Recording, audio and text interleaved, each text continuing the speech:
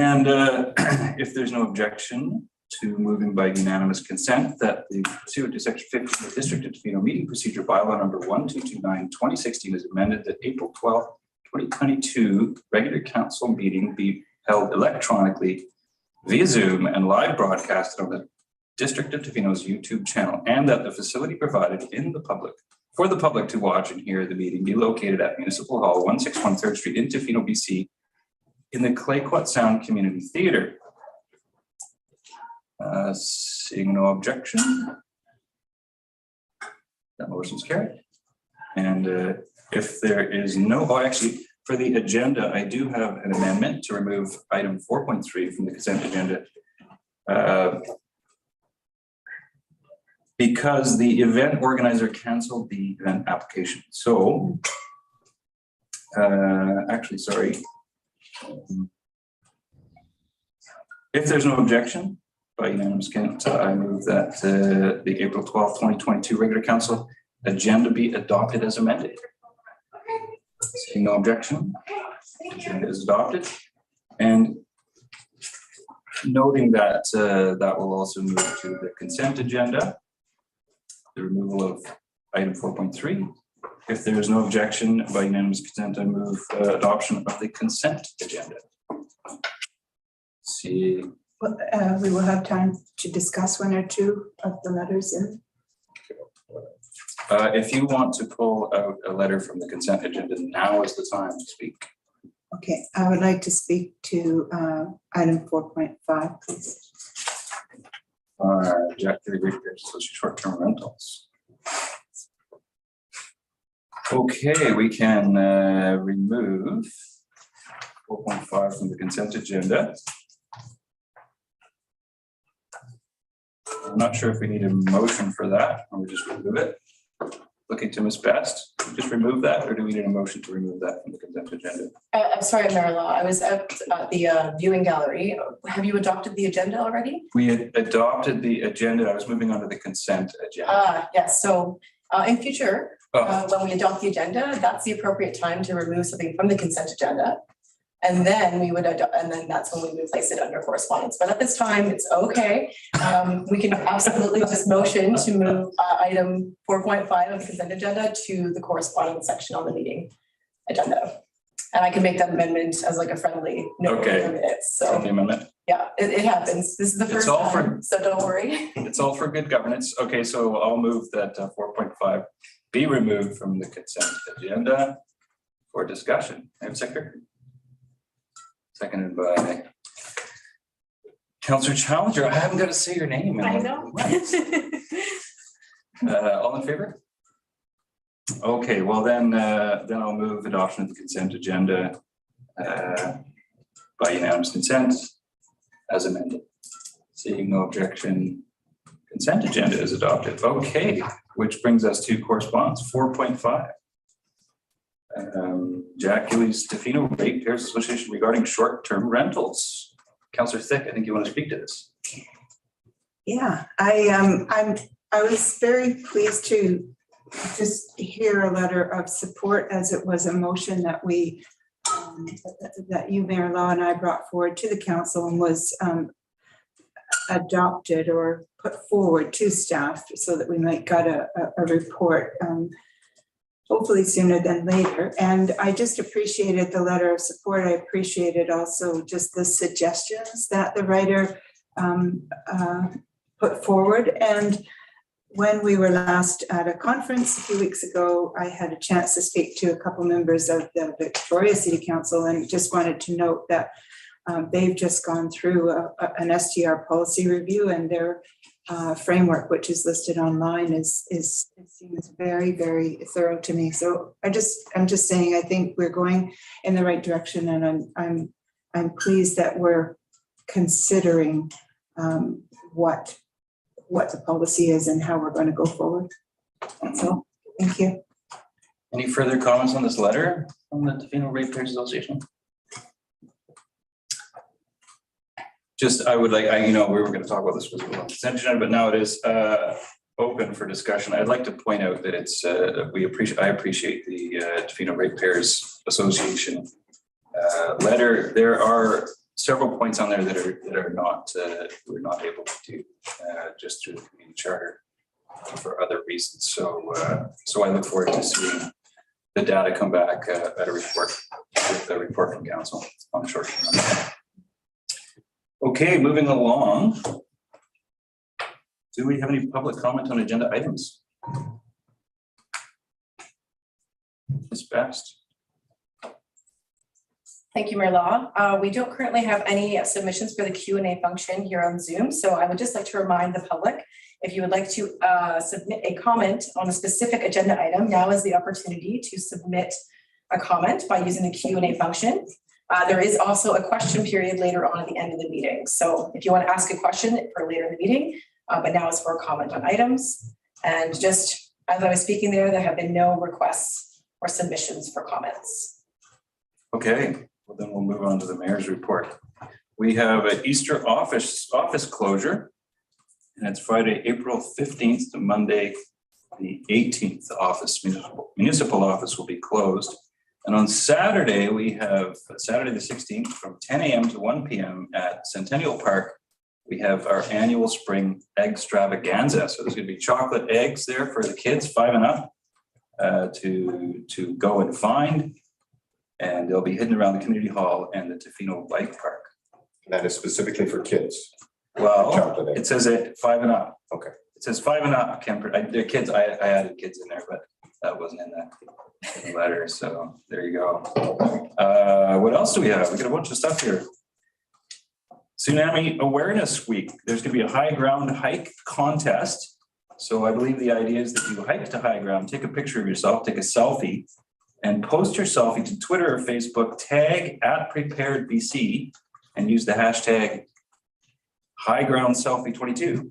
And you'll be entered to win one of 47 prizes from Prepared BC. And you can also hashtag Tofino HGH, which is high ground hike, and there's some more prizes you can win. And there's a bunch of other stuff here on here for I don't need to speak about, but that's really fun. And it's a great time to prepare for emergencies. So if you don't have a grab bag, think about that. Think about your home. What would happen if there was a tsunami or emergency? What would we do? A little note from Parks Canada.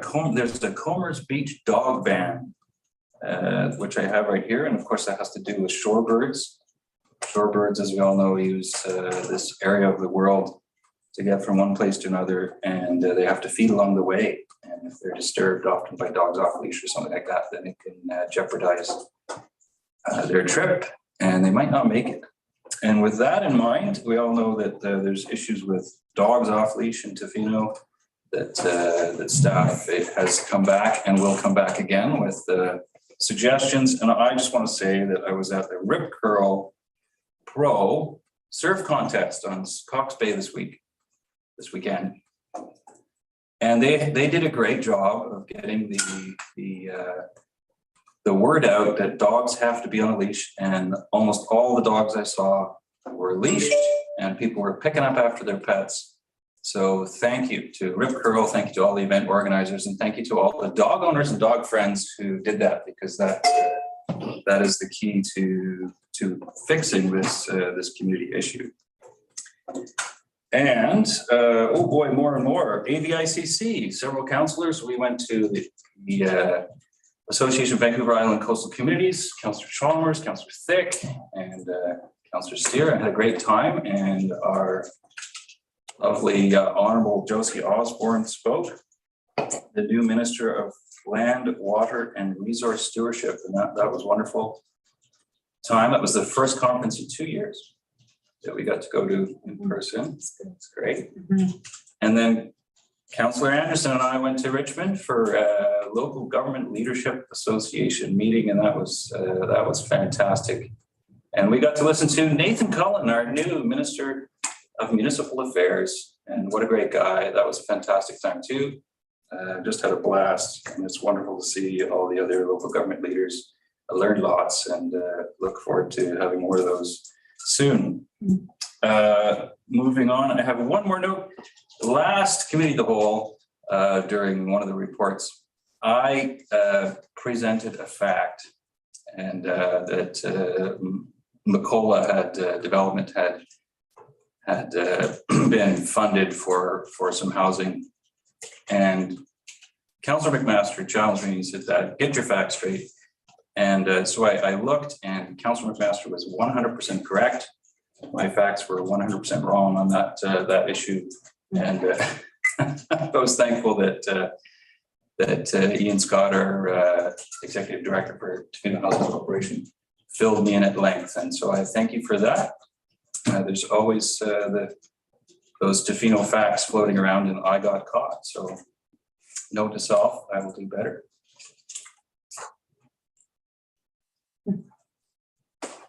Moving on, delegations. Do we have any delegations?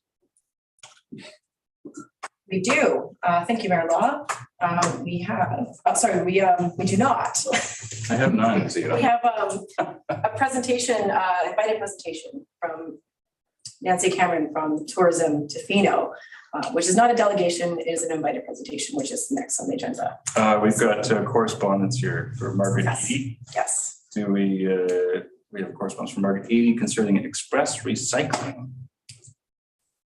Comment from Councillor Steer. Yeah, I can comment just quickly on the one of the issues around the recycling. There has been some complaints around the recycling reduction in hours that is happening, and that is an ACRD area where there has been numerous complaints from both communities about the reduction in hours, and that's with the new contract that is between Recycle BC and the service provider, and so that it's outside of the ability specifically for the depots itself, but the express one, I wasn't.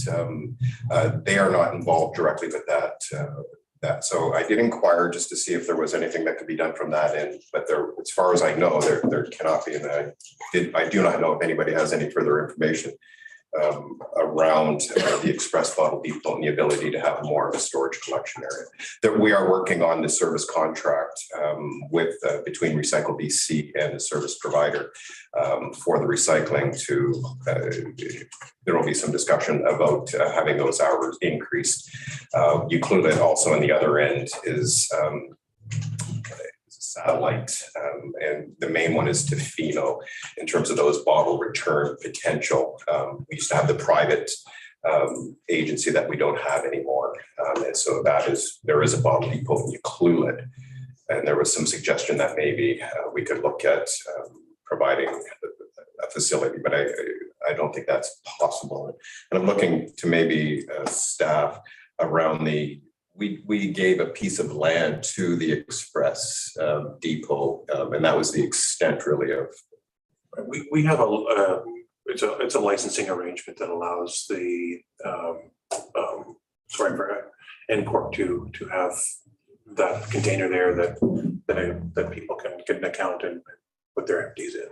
So that arrangement was for I think a 3-year term, and that has actually lapsed. So it's kind of on a month-to-month basis. We hope we can help them find another location. That's not ideal on the side of a road with the kind of traffic that's there. It's also, as we're looking at a fire training facility, moving our impound yard to that location. So we're hopeful that we can facilitate another and better location. But that location is somewhat on short notice, so maybe that's an opportunity for something that's a little more fit to purpose. Where I think I've experienced a couple of times where you go there and it's full almost immediately after it's empty.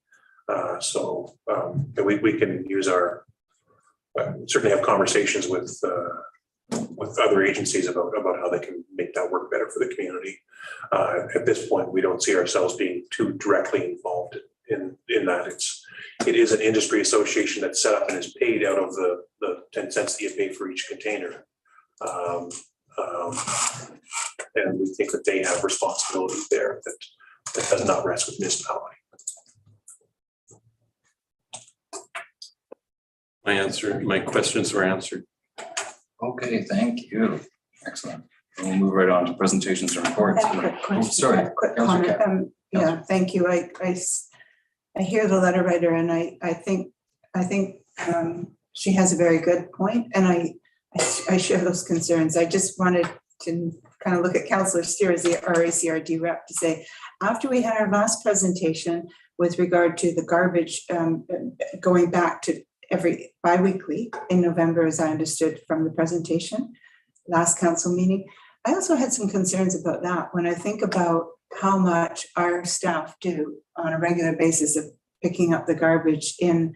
I think there's going to be a tendency for more garbage to find its way into our district bins. So I do have some concern about the bi-weekly. I'm just not sure whether a tourism town of our capacity, I'm not sure that's the right fit for us. I just wanted to say that I thought about that, and I thought, oh, I don't know about other people, but our garbage is, needing to be empty. But I understand when we do the organics and we separate things out, it will be less, but I'm not sure whether it be that much less. Well, the letter, that's a good question, and we'll bring it up at a future council. The letters express recycling, so we'll just keep it separate. Just in case you wanted to respond. I've heard you loud and clear. Great. Okay, moving on to presentations and reports. Invited presentation from Nancy Cameron, Executive Director of Tourism Tofino. And this is the annual performance report. Nancy, 15 minutes for Nancy. Really. Yeah. Thank you, Mayor Law. Nancy, we have just promoted you to panelist, so just going to move our screens here.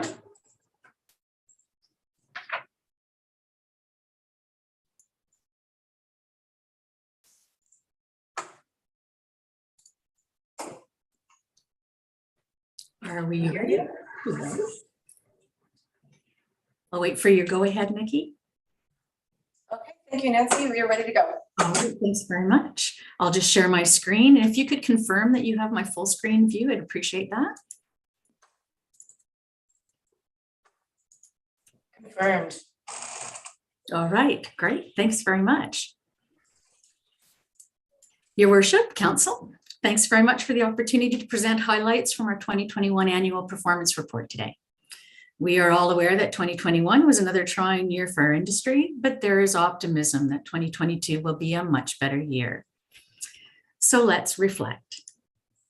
Starting with a quick reminder about who Tourism Tofino is. I think you're all well aware that we're an incorporated not-for-profit BC society. We're governed by our members, the tourism businesses, through an elected board of directors. Samantha Hackett, the general manager for Long Beach Lodge Resort, has been re-elected as the chair of our board of directors. We're accountable to our members and funders, you being our primary funder through the provision of MRDT, and we share members with the Chamber of Commerce. You contract us to deliver visitor services and destination marketing programs and projects in accordance with the terms and conditions of the MRDT program. And we're also steadily growing our role and investment in destination and product experience management. Our mission, or why we exist, is to deliver sustainable growth for our members that contributes economic and social benefits for our community. The economic benefits are obvious, but what do we mean by social benefits? Social benefits result when our tourism economy is robust, and our work contributes to this. Benefits are wide-ranging, but start with providing employment, which reduces poverty, improves quality of life, and creates engaged residents who volunteer their time to causes and the betterment of the community. Tourism encourages inclusion and community pride. Residents benefit from programs funded at least partially by tourism revenues. Think of all those fundraisers conducted by local causes that improve quality of life for residents. These fundraisers are supported by donations from tourism businesses made possible from visitor dollars.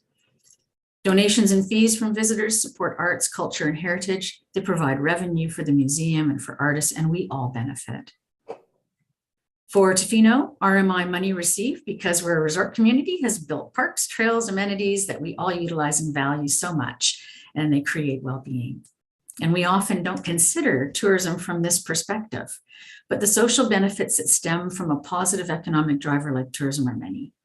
Tourism Tofino recognizes this. and we strive to ensure that the work that we do strengthens these benefits. Our vision, or what we're striving to achieve, is that Tofino is deeply respected and sought out for the transformative experience of oneness, where everything is connected, everything is one. 2021 proved to be another uncertain year from a financial perspective. A 22% shortfall in budgeted MRDT between January and July was offset by 2 provincial grants. These grants bridged us until summer MRDT revenues were received starting in late October.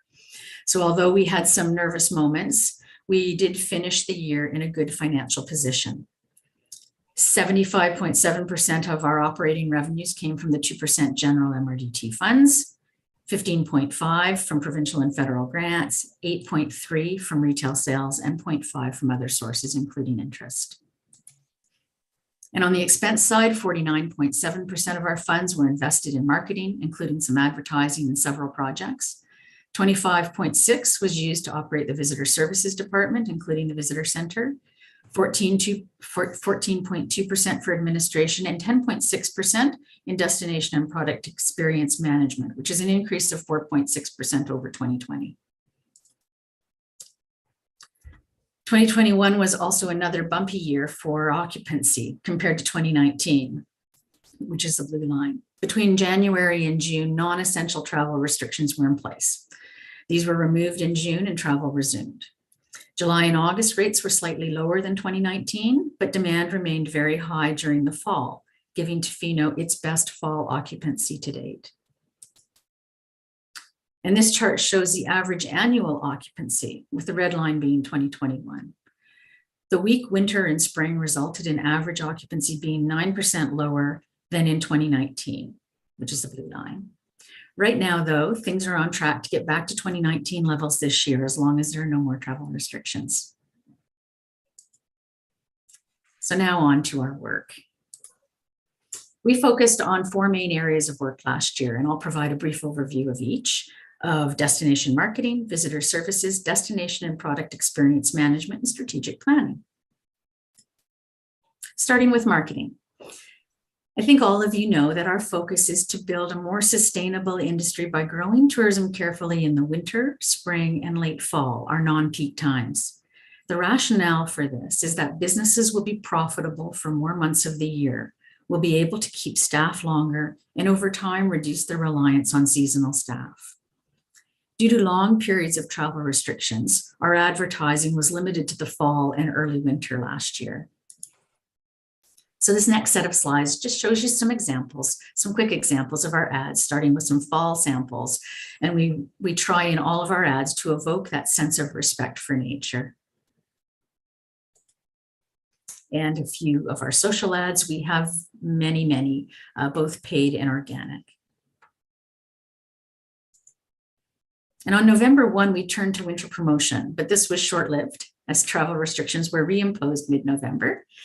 With this winter campaign, though, our goal was to showcase our winter experience as different than elsewhere.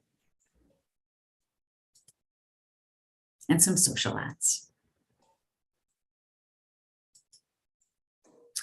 One of the new projects that we developed was to position Tofino as a very special place to hold a corporate retreat or small meeting. The meeting's business is not only excellent non-peak visitation that positively impacts a wide range of local businesses, but it's usually midweek as well. So by spreading people out across the week, we reduce tourism's footprint. This particular ad ran in Ignite magazine, which is a trade magazine for meeting planners. And an advertorial ran in CEO magazine. Now, we also ran ads on LinkedIn targeted to meeting planners and Facebook meeting groups. So it's a very niche market. In 2021, our visitor services team continued to adapt to changing rules and closures. They ensured that they were dispersing accurate travel information to visitors and inquirers. We were and remain a trusted source for travel information and an important community service. But this service also consists of more than meets the eye. A lot happens within the visitor center and with the mobile Chester van version. Yes, people drop in to learn about things to do in Tofino, but it does go deeper. Our team coached inquiries and visitors about COVID travel regulations, sourced accommodation for visitors, including many campers without reservations that would otherwise find themselves on the side of the road. They referred and booked activities and tours for visitors, provided easy-to-use accommodation sourcing tools, promoted sustainable and responsible travel practices, and so much more. We serviced a total of 52,000 people last year, which was well up over 2020, but still below 2019 levels. And additionally, the team promotes festivals and events on our website and through social media, and are always looking for new ways to connect customers with members. They developed an online tool where those offering tours and lessons can post their vacancies. Now, we continue to highlight Tofino's creative community and provide an avenue for local artisans to sell their work through our retail program. This is important to us.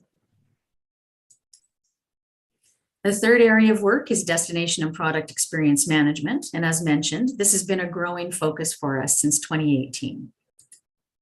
We inspire respectful and responsible travel with several tools, and we continue to distribute the Welcome to Tofino video and the How to Thrive employer onboarding training video. We once again distributed our welcome brochure through local businesses and on BC ferries, maintained our website, tips and regulations section and travel bulletins, encouraged water conservation, and continued to be a very proud sponsor of the Chamber's West Coast Ambassador Program. And we became more assertive with some respectful travel messaging and purchased billboards near Nanoose. And these will run again this year. We have 3 of them. Ancient, fast, vulnerable, tread softly.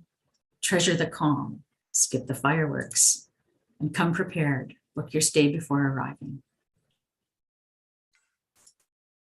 Our team understands the importance of contributing to the betterment of what makes this destination so great and sets an example. We amped up our activities and expanded our involvement in environmental care by assisting Surfrider in organizing weekly Chesterman cleans called Washed Up Wednesdays. We paid for the staffing and advertising of these events, right down to the sorting and reporting of the trash. Our center is certified ocean friendly. It became a marine debris drop-off depot. We started PPE recycling and continued to promote and sell sustainable products.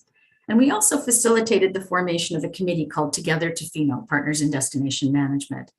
It consists of industry sector representatives, district staff, emergency services, the Chamber, and TFN, who all share their perspectives and information on issues to help generate solutions.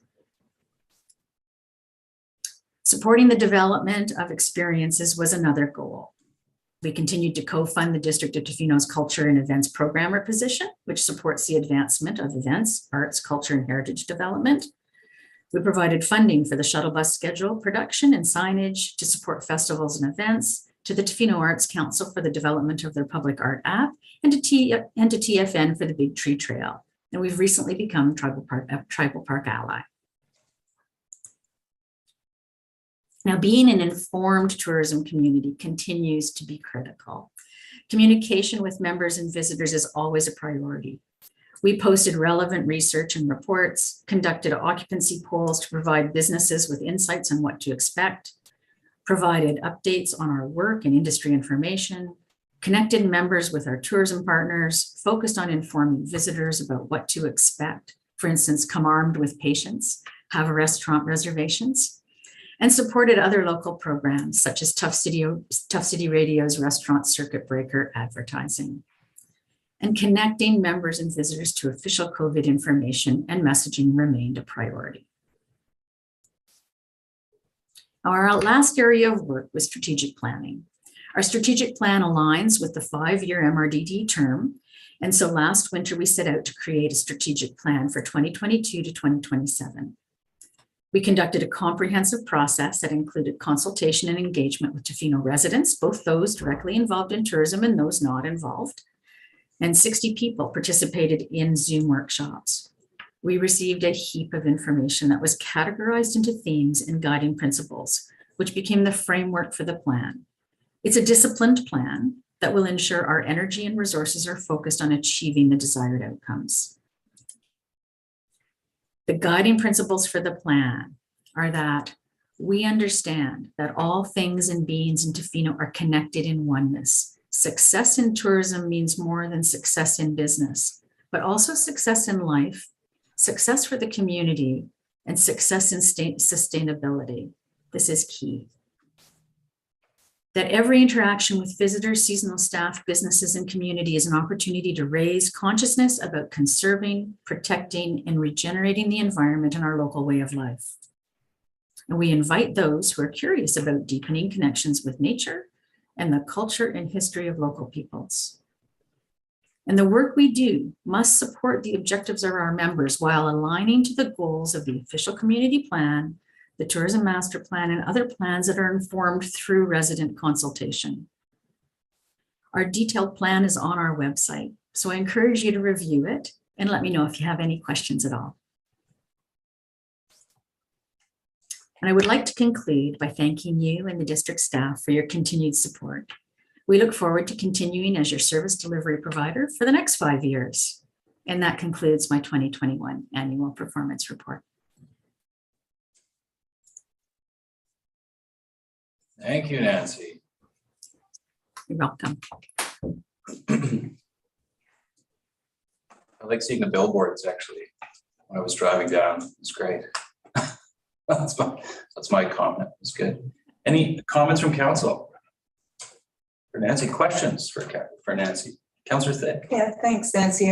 I appreciated that in particular, what sticks with me are those ads, and the one about the fireworks was very, I think, really a great step for you and for us. And it's a subtle but positive way to remind people what is expected here. So I just thank you for that.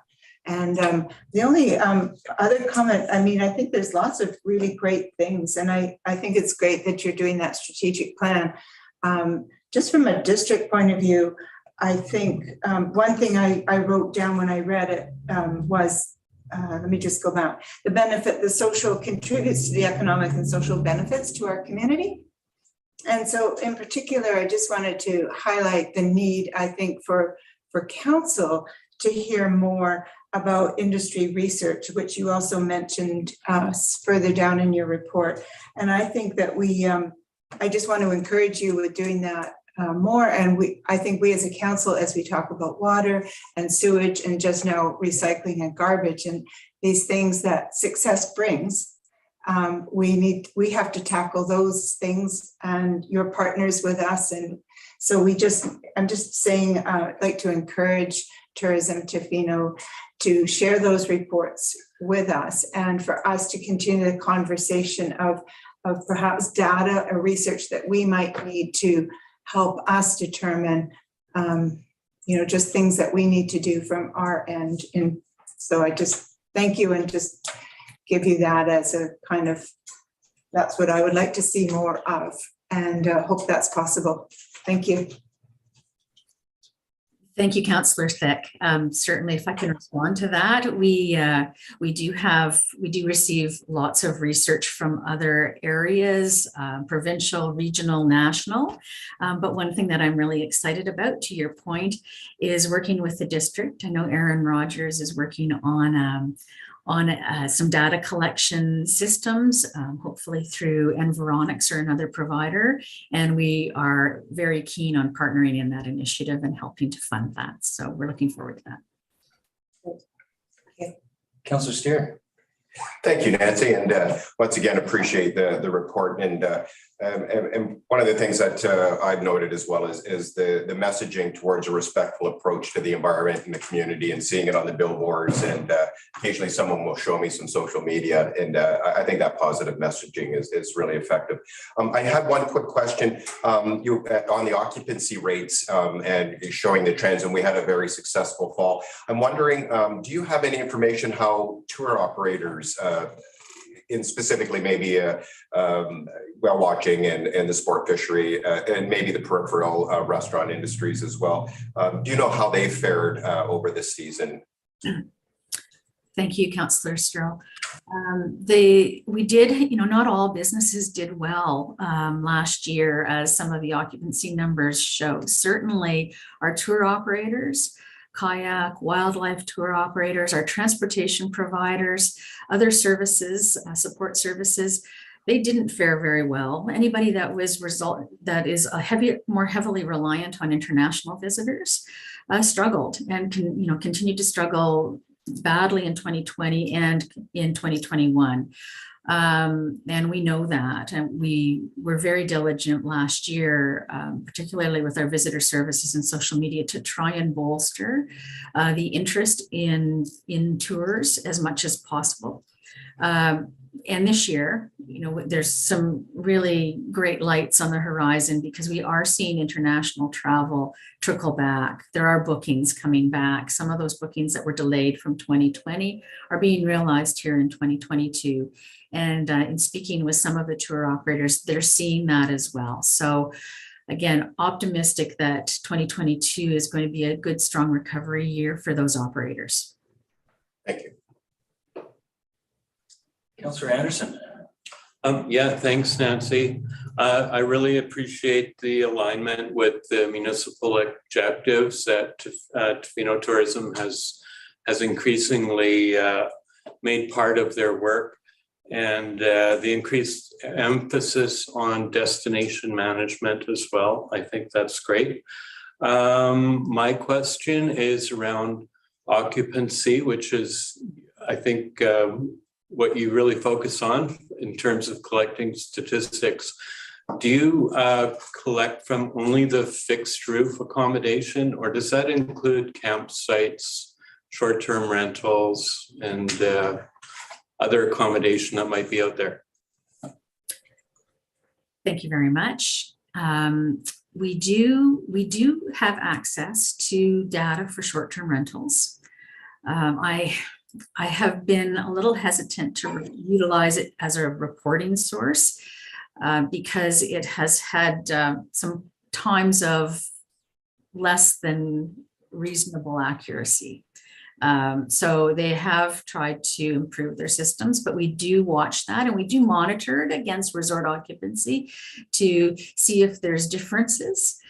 Certainly in 2021, we do see the short-term rentals did very well, and they did better than the fixed roof accommodation resort properties during the travel restrictions.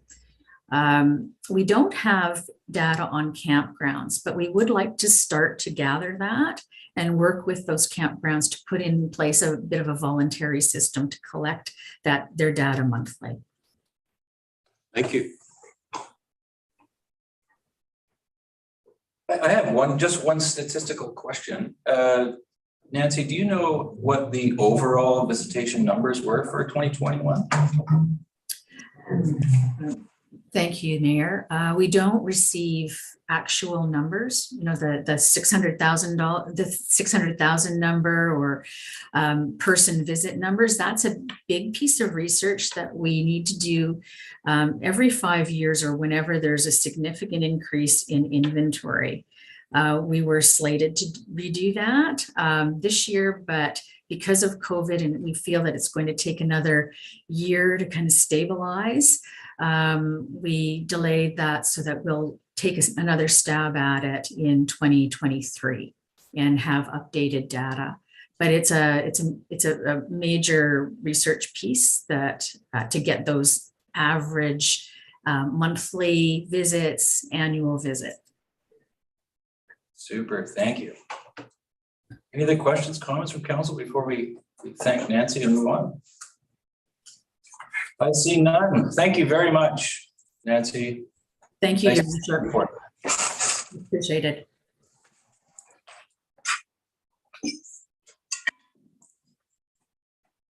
Okay, moving on, 10.2, we have a zoning amendment bylaw number 1315/2022, and this is for 825 Campbell Street. And that's of course Woodsmere, and we have a report from our Manager of Community Sustainability. There you are, Mr. Rogers. Thank you, Mayor Law. I will share my screen.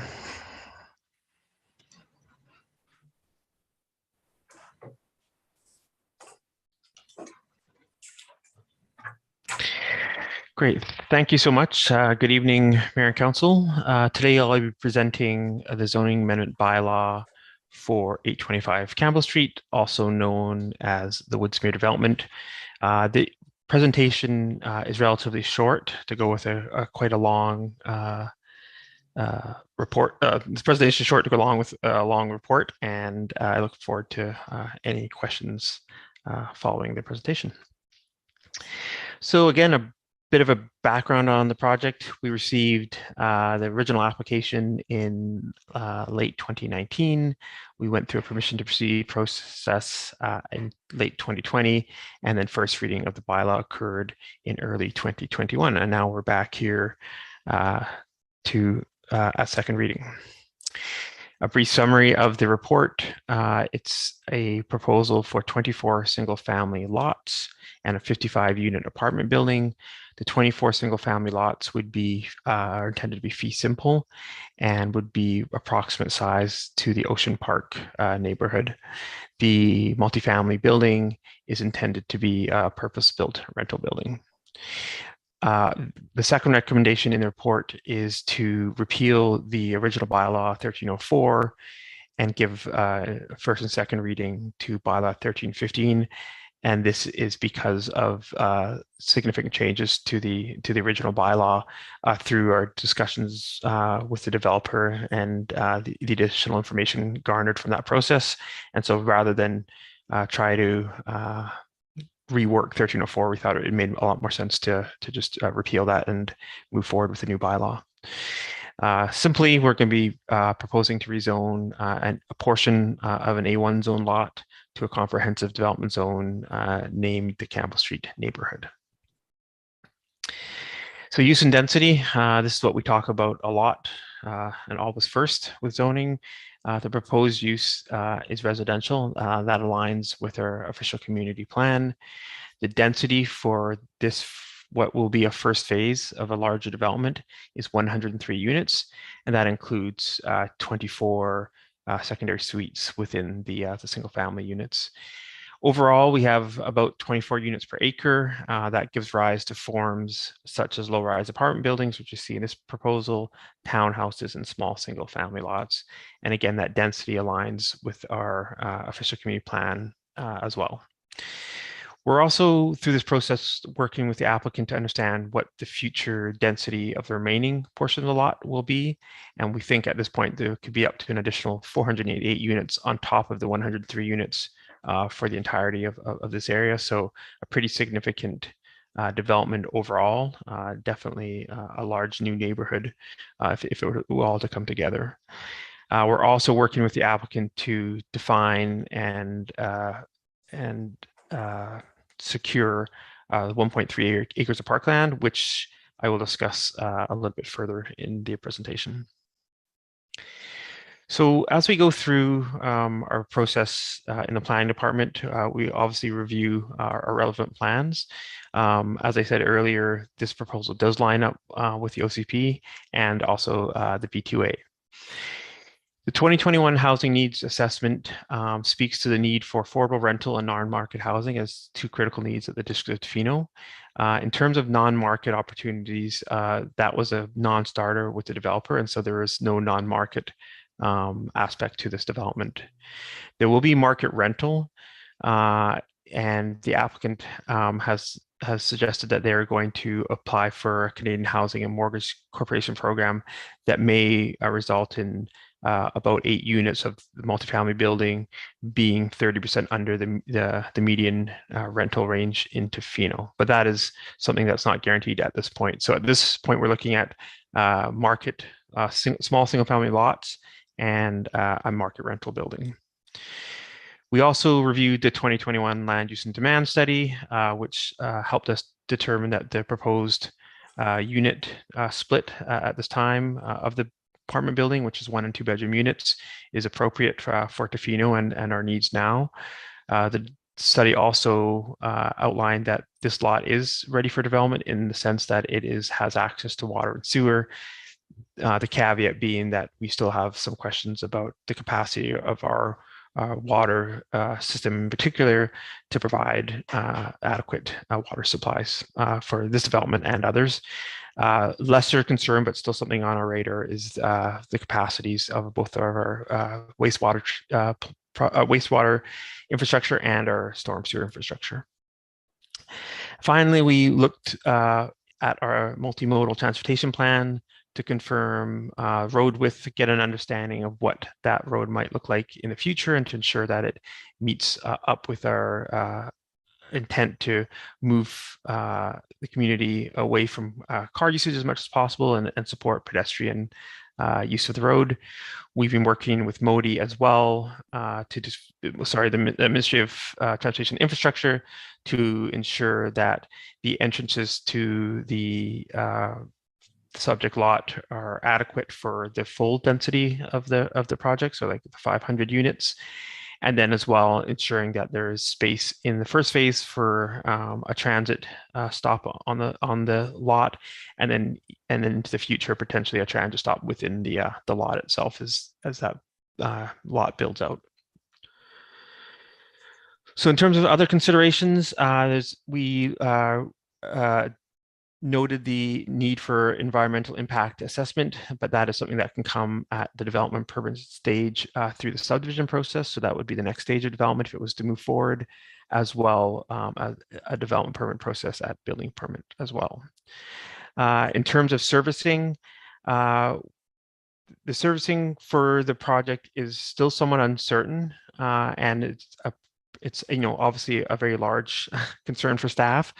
But staff have opted to move forward with a recommendation at second reading now, understanding that the need for that servicing information will have to come forward at third reading and definitely prior to final reading. And that development agreement is something I'll discuss a little bit further in the presentation as well.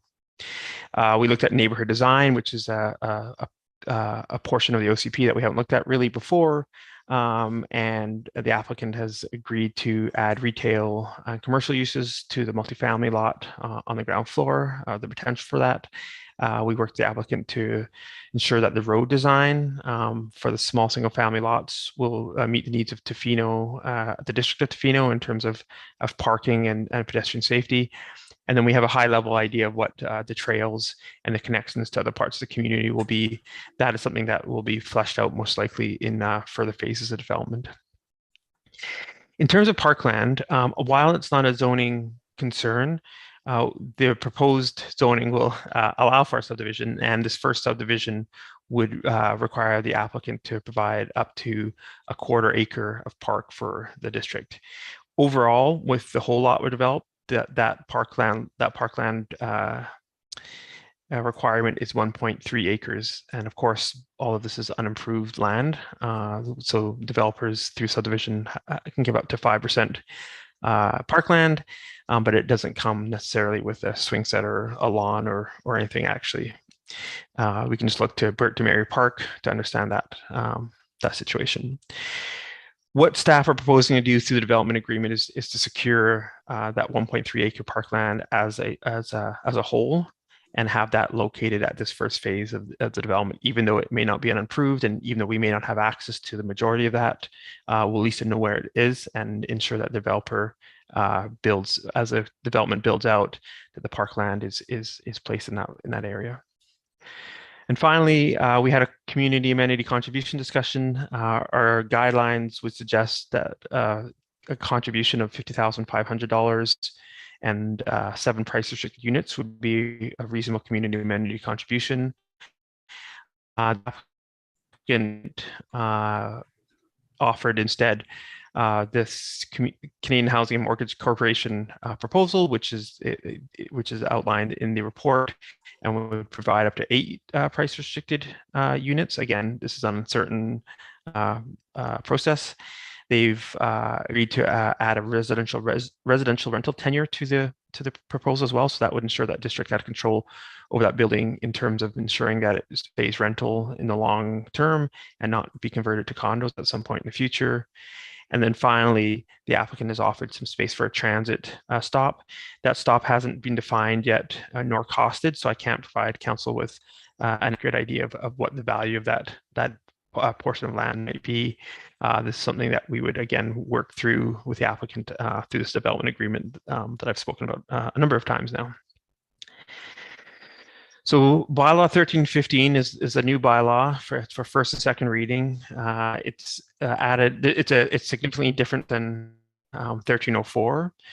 So we've added office and retail uses, personal uses as well. There's the rental tenure that I just spoke about. We ensured there was a lot width for our small single family development. Building coverage increased as we got into the more detailed work of planning. We realized that we needed the space for buildings to be a bit larger to ensure people had spaces for storage and garages and sheds and things like that. We've adjusted the setbacks to support some flexibility for a future builder, as well as to ensure that the parking scheme that we're proposing can be met. Parking requirements on site and the requirement for shared driveways has been set forth, and again will be further addressed in the development agreement. And then finally, we just addressed the fact that we'll have the transit stop and the highway intersection and green space adjacent to the highway, helping to define those a little bit from the current plan. That portion may get further fleshed out at third reading, and it will also be addressed through the development agreement. Okay, the development agreement. This is the key part to this proposal, and the reason that staff are recommending that we move forward at this time,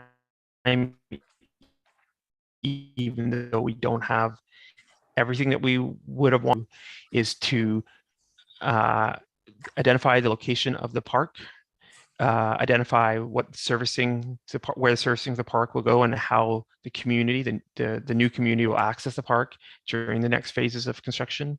We're going to have the applicant outline and set as road reserve the road network. We're going to have an agreement within an item within the agreement that will inform where the siting of the houses and the driveway locations, which comes back to that neighborhood design and the pieces we put forward in the zoning bylaw.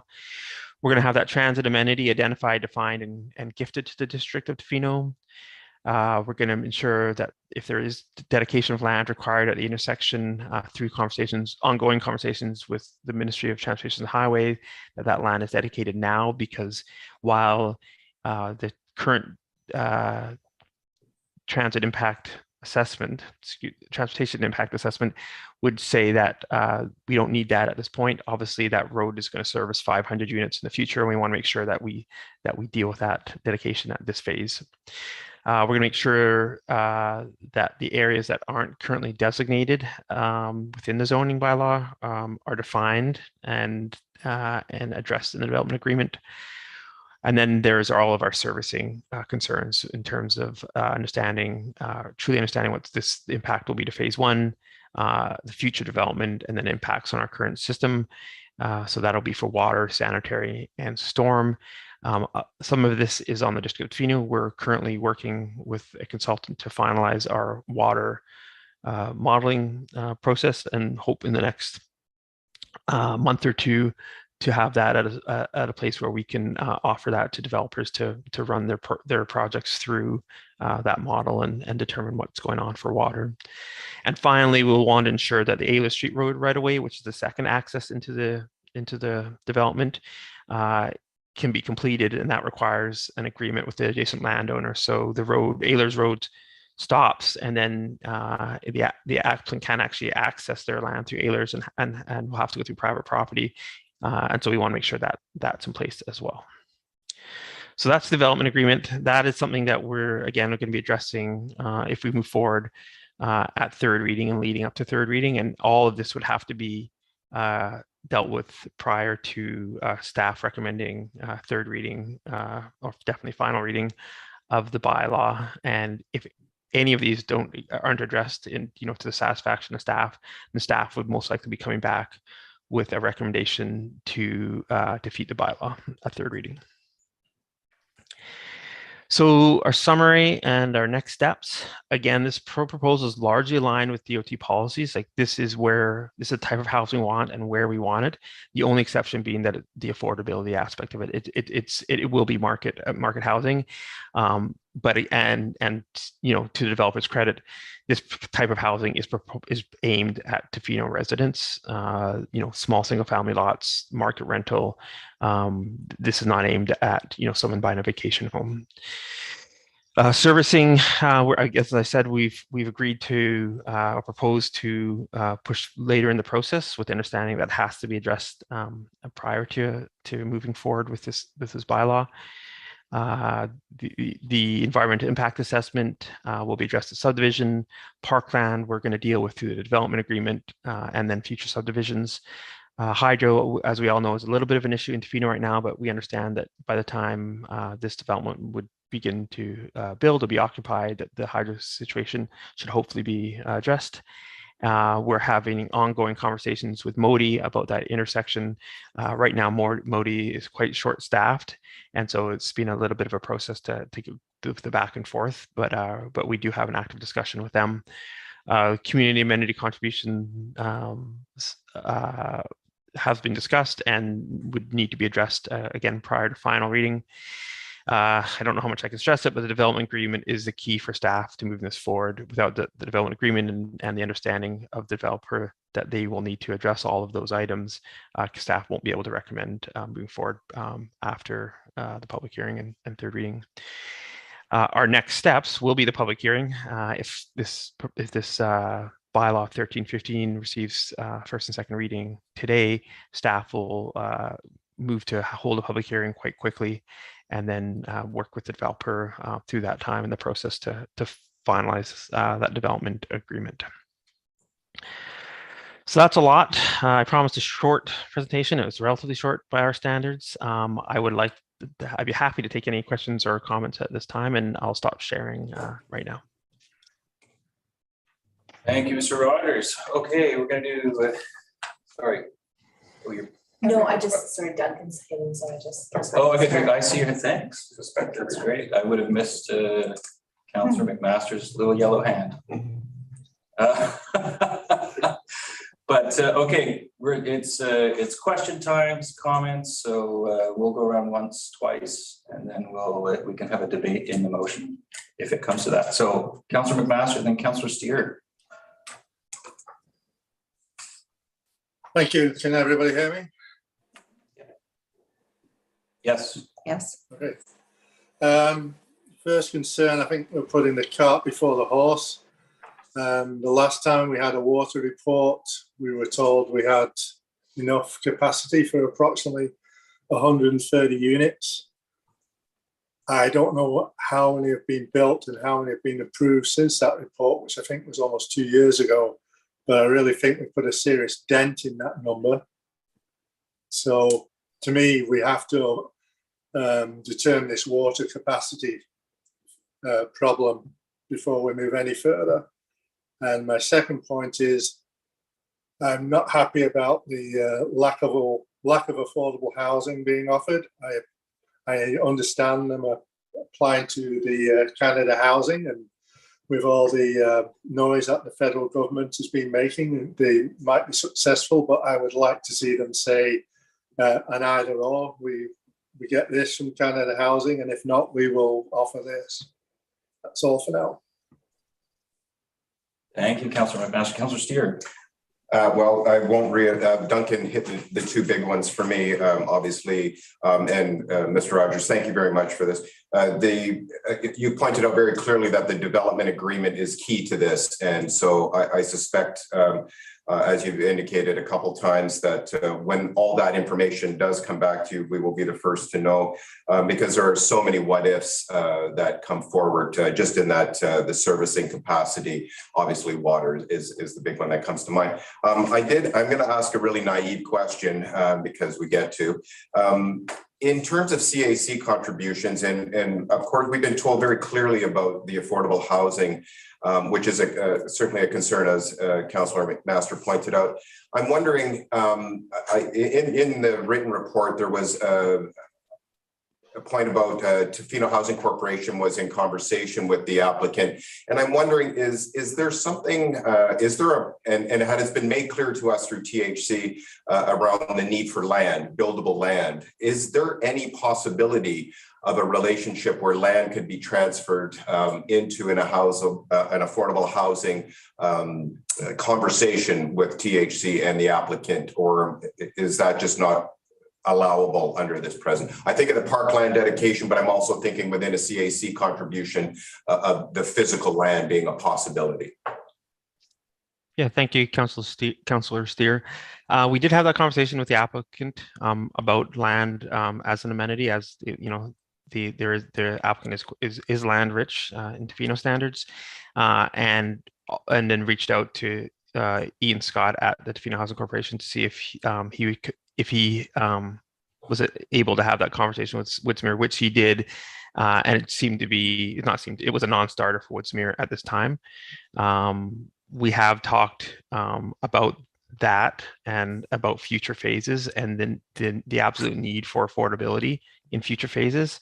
But at this time, for the phase one, from the applicant's words, due to the cost of the infrastructure to develop these roads and to do the work they're going to have to do to level that site, they can't offer an affordable anything affordable at this time. But we did have the conversation, both myself and Ian Scott. What I can say is that there is now a relationship that connects us to, or connects Ian to the Woodsmere Group, and so any future phases would probably start at that point in that discussion. And if I may follow up, yeah, go ahead. Just in regards to that potential conversation, I don't know at this table, maybe further that it'd be something that I think this council, I'll speak for myself, that would be something that I think would be a very beneficial conversation with the applicant we've stressed over and over the importance of the affordability factor, and with no guarantee within that CMHC loan program for those potential 8 units. This is a very tangible way of coming in. And I don't know what the reality is in terms of with THC and the ability to have that land and what contributions, infrastructure for servicing those lands might be accomplished in some form of partnership. But anyways, thank you, Aaron. I have others, but I'll let the rest of council have questions. Okay, Councillor Challenger. Thanks, Mr. Rogers. And I just want to acknowledge I do recognize the history of this that had come much before my time, and I've done my best to do my homework and understand that. But I also have several questions. I echo the points that other councillors have already made already. I did find myself, based on the scope of the development as a whole, concerned in the denial of the suggested community amenity contributions. And I wondered that it's a similar point to what Councillor Steer and McMaster made, but is there a way to stipulate that if they're not able to provide those, the CMHC housing units, the 8 units, that they could offer the other amenity contributions suggested by staff? Thank you, Councillor Challenger. We had that conversation as well. And the applicant at this point was unwilling to give us a backstop on that item. And I'll wait again for more questions, whether You can go ahead and do another one, and then we'll okay. Yeah, otherwise we're going to go around. Okay, great. So I wondered, just to make sure I understand correctly, the 24 single family units, there was a mention of them having the ability to have an accessory suite in them, and would those suites be for long or short-term rental? I'm sorry if I missed that in the report, but I didn't know. Yeah, okay, thanks for the question. There is no short-term rentals permitted for this development, and so it would be for long-term rentals. So Great, thank you. You're welcome. Councillor Thick, please go ahead.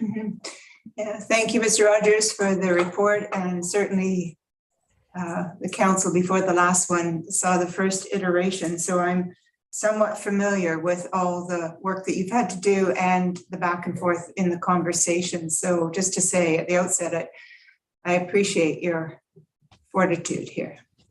And just, I had a similar couple of questions just to start off with. One is, of course, the water. In the chart under site characteristics, it does say that water and sanitary servicing available. And as I understand it, that means to the lot line.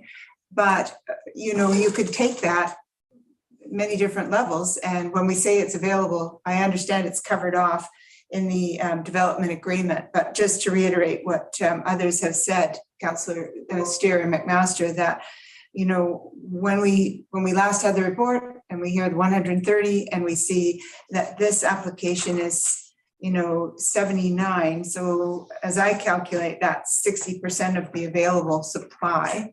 And maybe we spent that over a couple of times, I'm not sure. But, you know, the water is a concern for me. And, but I do appreciate in the agreement, what I've understood from your report is that you've covered that off by saying that should this service not be available, that perhaps the next section of the development might be stalled until we remedy the situation of water. And so am I hearing that correctly? Yeah, maybe I can just address water to your comments, Councillor Thick, and also to the Councillor McMaster's to points as well. So in terms of water, our 130 units is based off our official community plan, which we adopted last year. The numbers come from a number of years earlier to Councillor McMaster's point, but we've kind of tried to use that as a guide. There are other conversations happening in the district that may ensure that we do have enough water for this for this site, and I wouldn't want to give up on a housing project that just for water at this point when we don't even have the information for them. So it would be nice to see this project continue to move forward. I would also add that we have 3 ways that we can stop this development even after zoning. So the first would be the development agreement that we would put on covenant saying, if we don't have the water or any other or the storm or the sewer, but if we don't have the infrastructure capacity to deal with this development, we don't have to move forward through to subdivision. That's the first one. We also have that right at subdivision. We also have that right at building permit. So at any 3 times we can say, we're not going to give you the permits to build because we don't have the water. The first one, which is the development agreement, is something, it's just a hedge. It's just so that everybody in this room here in the community and the developer and a future potential purchaser of that property, if this developer decides to move on, would understand that water right now is uncertain. Our water modeling project, I've recently talked to the director of engineering, and from what conversations with him, I understand that the water study is about a month or 2 away, and that will give us the ability to run models on any development in Tofino and get some accurate information about our water system. And so because that is so near, I think, and then we have all these other protections, I think moving forward, even with this uncertainty of water, is reasonable. And if I didn't think it was, I wouldn't have recommended us to move forward. So I just wanted to say that out loud and in public, that water is still a concern, but I think it's something that can be easily addressed as we move forward, as long as we don't forget about it. Right. And thank you for going into that. Yeah, I think that level of concern, you've heard that from all of us many times. So thank you for building that into the development agreement. And from what I'm hearing, then, am I assured as a councillor for the District of Tofino that that is a legal and binding agreement? Then the development agreement is a legal and binding agreement, and we are, as you just said, we are covered off on that. Yes, and I'll just add one little bit to hopefully ease any concerns, is that I have spoken to this specific concern with legal counsel and confirmed again that we can have this development agreement, and then we'll have those 2 other triggers that we would have anyway. So we're kind of belts, suspenders, and some other way to hold up pants for this development. Okay, thank you. Can I have one other question and then leave it for now? Yeah, the other really, the big thing that concerns me is the park location and the park land dedication. And the reason I say that is because I see the use that, for example, in a much smaller development, and I understand that this is not something that is required at the rezoning level. But I am concerned about the parkland because when I look at Ocean Park and I see the use of that park by all those young families and kids, I see vitality, I see people talking to one another. It builds huge community life. So when I look at that strip of 24, 12 on each side, and I see the parking will be tight probably, and the high density, I would love to have a portion of that location dedicated to parkland. And I understand the bigger picture, which is to get a bigger park for the whole area, but I'm just voicing my concern for the 0.25. And maybe you can speak to that, whether it's even possible to consider that at this point in time of the rezoning. Thanks for your question. Yeah, we spend a lot of time talking about the park and the need for that park to be the center of that neighborhood, and even going as far as saying we should design the neighborhood around that final park, the 1.3 acres. The park's the land that we get probably right off the bat is not going to be usable. And it may not be usable until phase two or three, and that's the part of the development agreement that we need to sit down and discuss with the applicant pretty seriously. And so, what do we do in the meantime for those 100 units, those 250 people that are going to live there that don't have access to the beach, that aren't next to downtown? What are they going to do? Where are they going to walk their dogs? Where are they going to send their kids to play? Things like that. And so I think there's a conversation to be had through that development agreement about what the interim conditions. So do we, put something in at the multifamily lot that, it's a small play park that once the original park is the actual park is created, that we can turn back into parking or something like that. So is that a consideration? Is there an area near the single family lots that we can do something similar? And I think it's a good point, and I think something that we can address through that development agreement. Following up, I'd also like to have a serious conversation with the applicant at future phases, not just about affordability, but about leaving us a park that we can actually use. So not Bert de Mer, but a park that might have a baseball field or a soccer field, or potentially a location for a community recreation facility. So that would be a future discussion. But I think I take your point, and I share the concern that the original residents of this neighborhood, if it is to move forward, need somewhere to go that's not hiking around an active construction zone. And so this is something that the applicant recognizes, but hasn't provided a solution for yet. Yeah, thank you. Because if you look at the beauty of what's going on in the Ocean Park little subdivision, as contrasted maybe by the Uwood, where I don't spend as much time, but it's the side of a hill that's denoted as a park. It kind of glares at you in the face when you see the vitality versus perhaps less vitality in a similar size neighborhood. So I'll stop there. Thank you. Thank you. Councillor Chalmers, go ahead.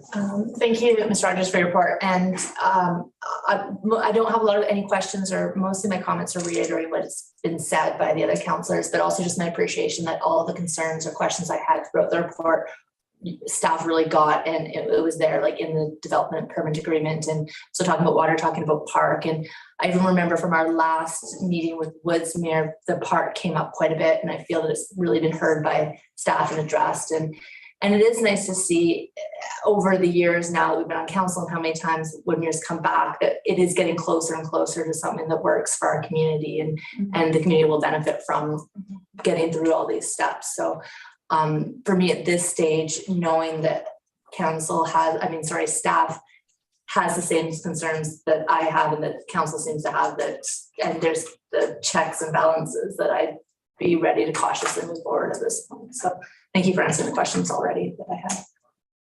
Thank you. Did Councillor? Okay, yeah, well, I love going last because I'm last. well, you're last, but last on this side of the chair anyways. Because so many of the things have already been said. So I mean, I would again emphasize the park, but also interconnectivity with trails and for pedestrians and bicyclists, I think is part of that sort of green space and usability and connectivity to future neighborhoods. There was a reference to a 15% discount on DCCs that the applicant would qualify for. Is that because of the narrowness of the lots or the density overall? I'm not sure why that applies. Thanks for the question, Councillor Anderson. That is actually in our development costs charge bylaw. And so within that bylaw itself, there's some incentives to build in certain areas of the community. And this being north of Industrial Way is one of those areas where we would like to see residential development. And so it was, when that bylaw was written, going on over 10 years now, that was an incentive that was included in that bylaw.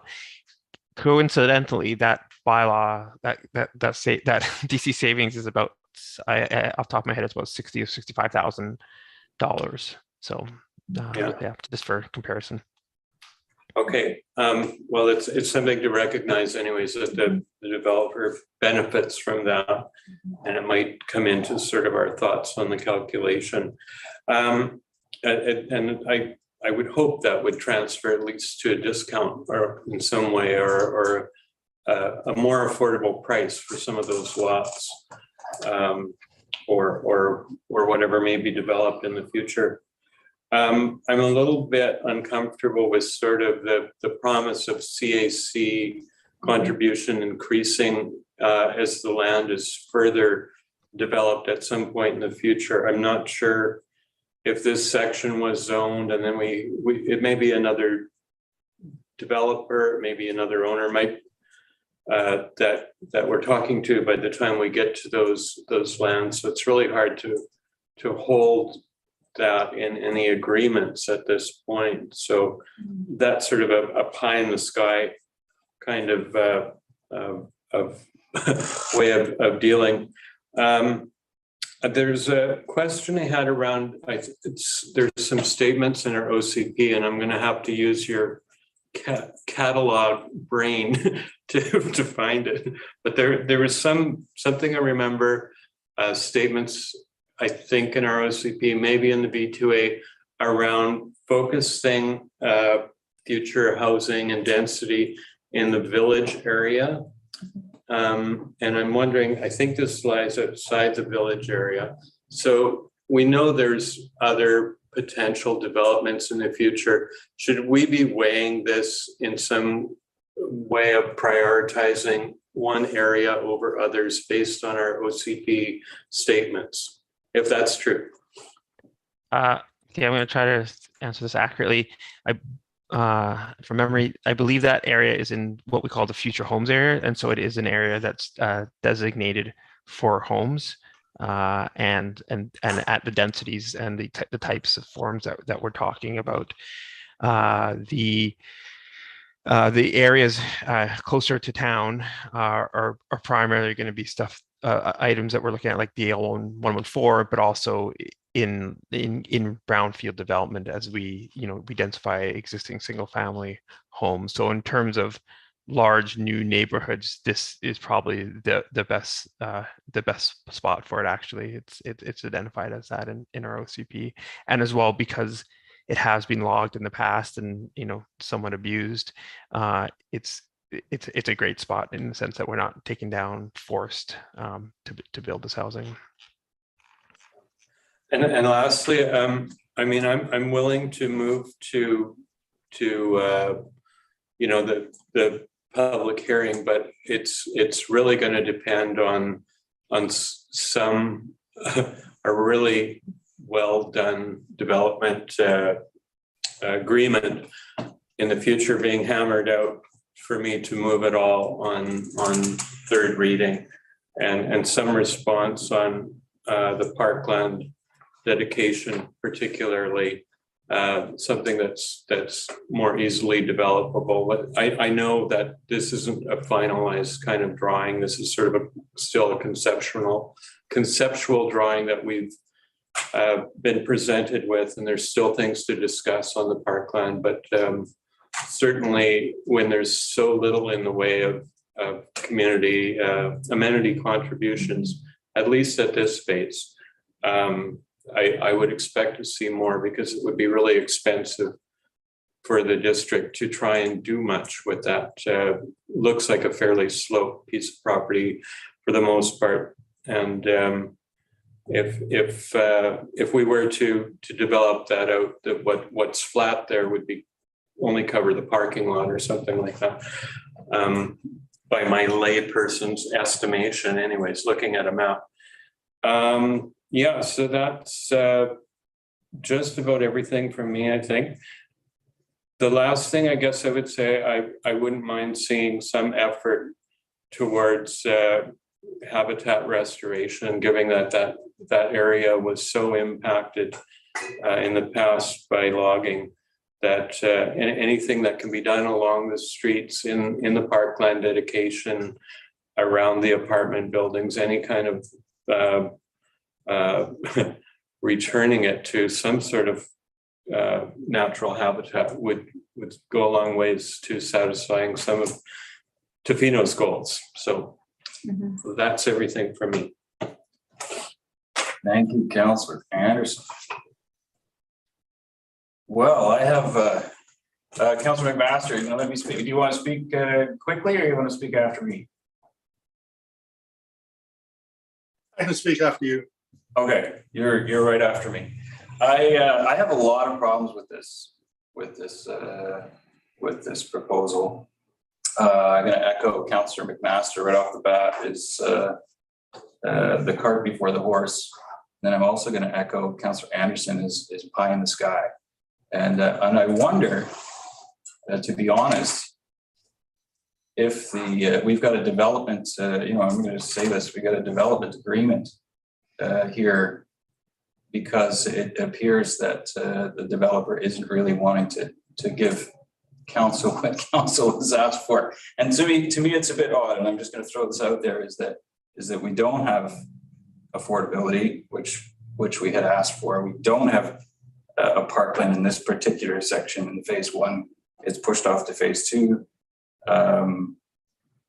In first reading and permission to proceed, actually both of those ones, there was an emphasis on families with 3 bedrooms, and there is none now. It's just 1 and 2 bedrooms. So it's essentially an apartment building that really can't house any families. And there's other things as well. There is no full service briefing from staff on this one, and that was both part of permission to proceed and first reading, and it's just not here.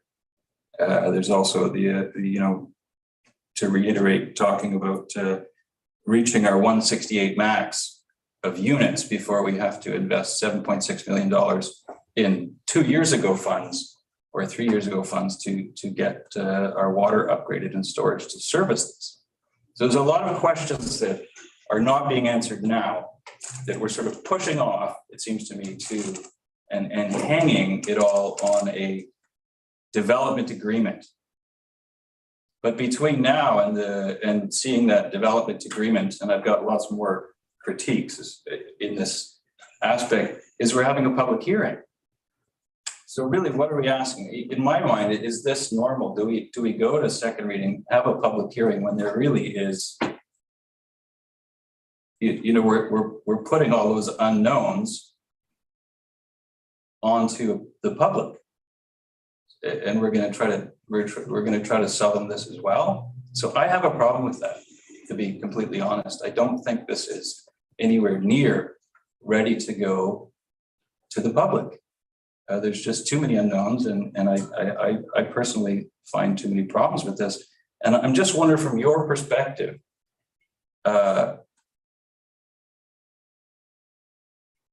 would you have done this development agreement and gone to a public hearing now if the developer had been more amenable to council's overall requests about affordability and green space, et cetera, et cetera, et cetera, and all the things that we've been talking about? That's what I'd like to say. I feel like, and I'm just going to couch it with that question, I feel like that we are saying we're going to hold the line, but at each step we're not. That's my concern. I don't know if you have a comment on that, but I have a follow-up comment. Thank you, Mayor Law. I can comment on some of that. I think, as you described it, that, that we're not holding the line on this one, and sometimes we get ourselves in trouble there. I think the purpose of this conversation and that development agreement is to do just that. It's not how I would have scripted out this development process to end up where we are now, but I'm concerned about housing in Tofino, and not just affordable housing, but housing for that missing middle, so to speak, that can't apply for the Tofino Housing Corporation stuff because they make too much money and they don't have enough money to buy a house now or rent an apartment. I think that's a group that we don't often talk about, but is also a key group here, and those are our managers and our long-term staff and residents as well. So I'll just say that piece. But development agreements we have used in the past before, where we're trying to work with the developer to show them good faith that we're willing to work with them and accept what they're giving us, with the understanding that at some point it comes down to that point. And so recently the Mckenzie Beach project had a development agreement attached to it, as well as the Tla-o-qui-aht Biosphere Trust, and it allowed us to present what we were going to talk about to the community prior to public hearing, and then allow us to work out the details afterwards, which are then presented to council at third reading. And if there was something that was so critical that it triggered something large or new information, we would go back to second reading. And that's an outcome that I've described in detail to the applicant, so that if we're working through a development agreement and something comes up that is outside of that development agreement or is much larger than we thought it was going to be in terms of an issue, we would just go back to second reading and do it again at that point. Do I love where we are? I don't. This is not the gold standard of development applications, but I think it's good enough for us now. And I think it does provide us much needed housing, even if it's not the affordable housing that we all want. But we can't always do that. The Tofino Housing Corporation can do what it can because it gets large grants of land from the District of Tofino, because it gets larger grants from senior levels of government, and we won't be able to do that all the time. And the same constraints that the Tofino Housing Corporation has to build affordable housing are also constraints for developers. So again, I'm recommending that we move forward on this. This is not a perfect application. This is not a perfect development, but I think it's something that we can live with, and hopefully the beginning of something that we could be proud about in the years to come. So this is a follow-up question for you.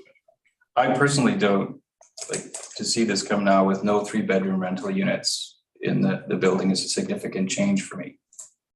Barring all the other things that I also have concerns about.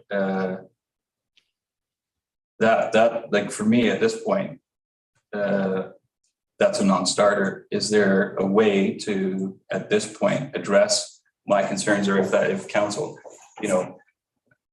also agrees to other concerns, such as I think pretty much everybody mentioned some kind of guarantee for an affordability amenity, which they have declined to do, to add that into the development agreement, or now is the time to change. Another thing too is, those two things, but we've also been told this whole time as this process goes through that now is the time to discuss the form and character.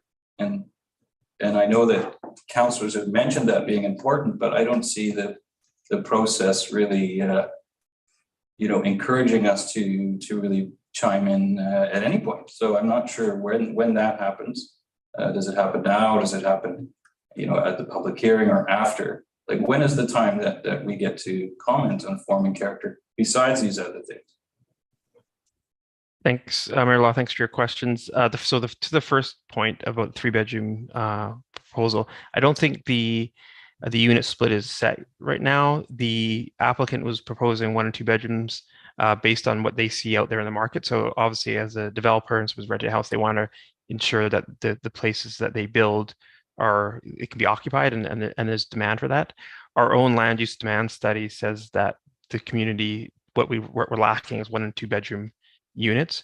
And I know in speaking to Mr. Scott at Tofino Housing Corporation and some other and some community members, that filling those 3 bedrooms is harder than you would think because of the cost of that. And so I would offer that the single family housing potentially can be 3 and 4 bedrooms. Suites as well can be 3 or 4 bedrooms. So I don't know. It's hard for me to go contrary to what our current plans are telling me, but I know that the applicant is here and they can hear that and this conversation, and perhaps at a follow-up meeting or through this development agreement process, they can address that the 3-bedroom issue. And as far as form and character is concerned, this would be the time to ask about that if you have concerns about that. We haven't ever addressed that in a large residential development like this. We will do it for our downtown commercial buildings and our institutional buildings along Campbell Street, but generally the District of Tofino has not dealt with that stuff to this point. So I'm not sure if we'd have to. Yeah, it would be a whole process. So we'd have to go back and decide what we wanted those buildings to look like, single family homes, and then we'd have to go back and decide what we would want that multifamily building to look like. And to do so, we would probably have to sit down with the applicant and work through a design process with an architect and perhaps maybe our design review panel and staff. I'll leave it at that. We'll go. I think Councillor McMaster has some. Thank you for those answers. We're going to go around once more. Councillor McMaster. Thank you. I'm going to agree with quite a lot of what Mayor Law just said. We admit this isn't perfect. I'm really hesitant to do something that's people are saying isn't perfect when it's this big a deal. You say you've talked to our legal counsel. I'm concerned about liability. I hate to go on about the water again and again, but I assume we've got other projects for development in the pipeline, which may be smaller than this, and we will, maybe or maybe not approve them. I would be really ticked off if we suddenly used up all that water capacity and we got around to say to the applicant, oh, we've used all that water now because we approved this and that and the other. So I think I'd be asking if there's a liability question there. So there isn't. I've asked these questions. So well, I'm asking you. Yeah. So basically, the reason we're putting the agreement in place for water is just so everybody knows that we said that. At subdivision, we absolutely can refuse a subdivision if we don't have water, and we can absolutely refuse a subdivision at building permit if we don't have the water. Do I think it's good planning to move forward approving things without water? I don't, but I also don't have a water study that I've been asking for 15 years either. And so I'm working through in an area of vast uncertainty. This does not preclude future developments, 3 of which we'll see at the next council meeting, coming forward and asking for approvals as well. It may come down to who's quicker, and I would probably suggest that a smaller development in the downtown core will be able to figure this out sooner than a 24 lot subdivision with a multifamily housing and a giant development agreement to solve. I'm not 100% convinced that we're going to get through this development agreement, and it's why I started my my presentation with, if this doesn't work out, and I mean every single item, I'm saying to you now, so you can hold me to that at the third reading meeting. But this is as much for me to express these concerns to council, as it is for the applicant to hear what we're saying, and to understand the gravity of the issues that are being raised at the council table. Okay, my last comment question is, I don't entirely agree with your comment about this housing being aimed at the Tofino market. I know what you're getting at, but you also said this wasn't going to attract vacation owners. I think there is a big market of people that would like to have a vacation home in Tofino and know they have no chance of owning a big honking home on Chestnut Beach or wherever, and they would love to have just a plot or a shack in Tofino. So I think there is going to be competition, for want of a better word, from outsiders.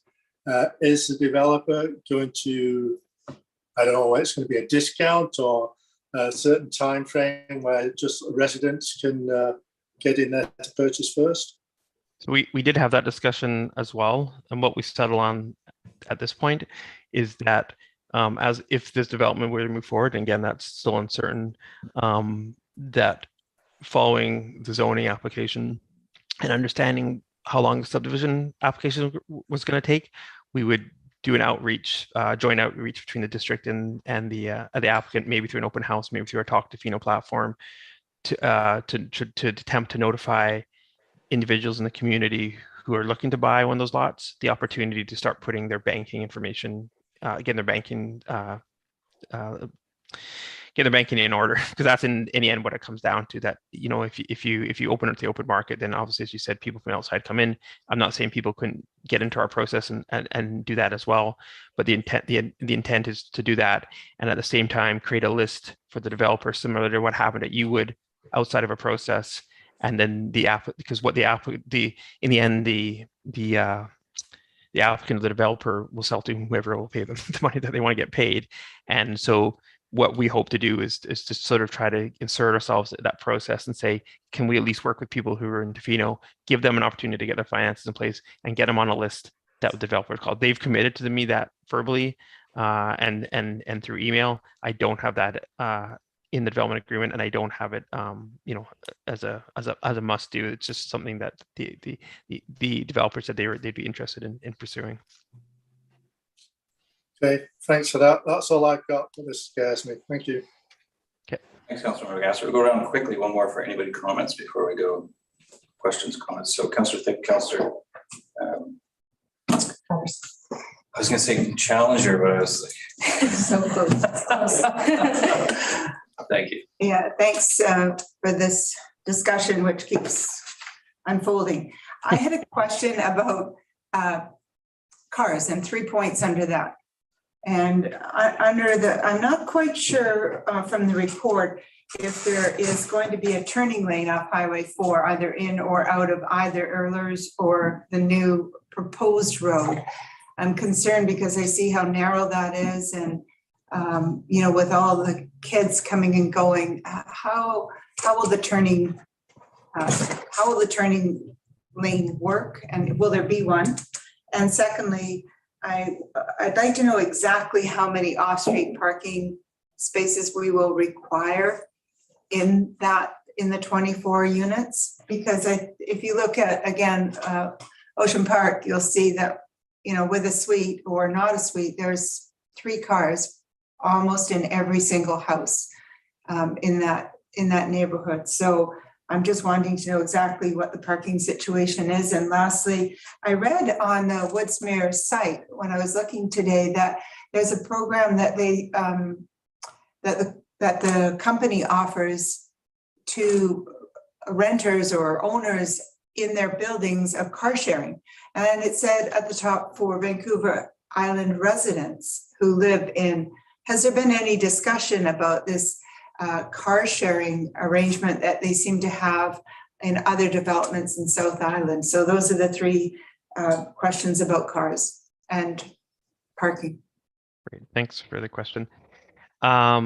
Just for a bit of context before I get into the parking, the lots are going to be Ocean Park sized, but the road's going to be Gibson Street sized. And so that's going to mean it's going to have a sidewalk, a boulevard, parking lanes, bike lanes, and then 2 travel lanes. So on both sides. So it's going to be a pretty significant road, and the intent of the shared parking that staff is suggesting that we move forward with will ensure that we have adequate on-street parking as well. That will be it'll be a district road, so it'll be under district regulations. On off-street parking, where the driveway apron in working with our engineers is big enough for 4 vehicles, and as well as maintaining a small front yard there. We wanted to ensure that we didn't have full parking across the front of houses, and there's also the garage, which could be considered a parking spot. Wanted to make sure we had enough parking outside rather than relying on the fact that there's a garage there, because we all know what happens to garages in terms of equipment and personal items, and rarely are they used, especially Tofino, for parking cars. So there is enough parking on the lots for probably 2. We did it for a large truck, but you probably couldn't park 4 F-350s there, but you could definitely get 4 cars there, or 3 cars in an F-350, so that hopefully provide adequate parking for both the residents and the folks in secondary suite. And then anything that's overflow would go to the parking and would fall under, again, district rules. So I think that part, I'm not concerned about parking at this point. In terms of the turnaround, the TIA that we asked the applicant to use that the Ministry of Transportation reviewed doesn't indicate any requirement for turning lanes at this point, but we're making sure that, but that's not necessarily the fact for the larger development. And so that's the ongoing conversation we're having with Modi, is to ensure that that the future density of the 500 units doesn't need a turning lane or deceleration lane. My assumption is it probably does, and so that's why we're dealing with that now, because if we look at Ehlers, there's nowhere for us to go at Ehlers at this point, because it's a road that was built. The width has a shorter width and no ability to do turning lanes. So that main road is going to be the new one, and we want to make sure that it can accommodate that many units, which is also why we got to a 20-meter road, which is about the biggest we have in Tofino. That's the Campbell Street, Gibson, Main Street kind of width. So it's a pretty significant road. And then finally, Councillor Thick, you were asking about, I've lost it. The car sharing. Car sharing. Yeah. So the car sharing has been offered by the applicant. I'm not sure exactly how that's going to work yet. They asked me to mention it, and I brought it. It was a bit late for me to get it into the report, but it's something I know they're keen to include. I'm not sure I see that as an amenity or want to consider it an amenity at this point, but I know that's something that they do offer in their other areas. I just not sure. The part I don't understand, and they haven't detailed yet, is how that would work in Tofino, where we don't necessarily have. It's not set up that we don't have we don't have a moto car co-op or an overall management group. So perhaps they worked out a different system, but I don't have any details on the specifics of it. Thank you.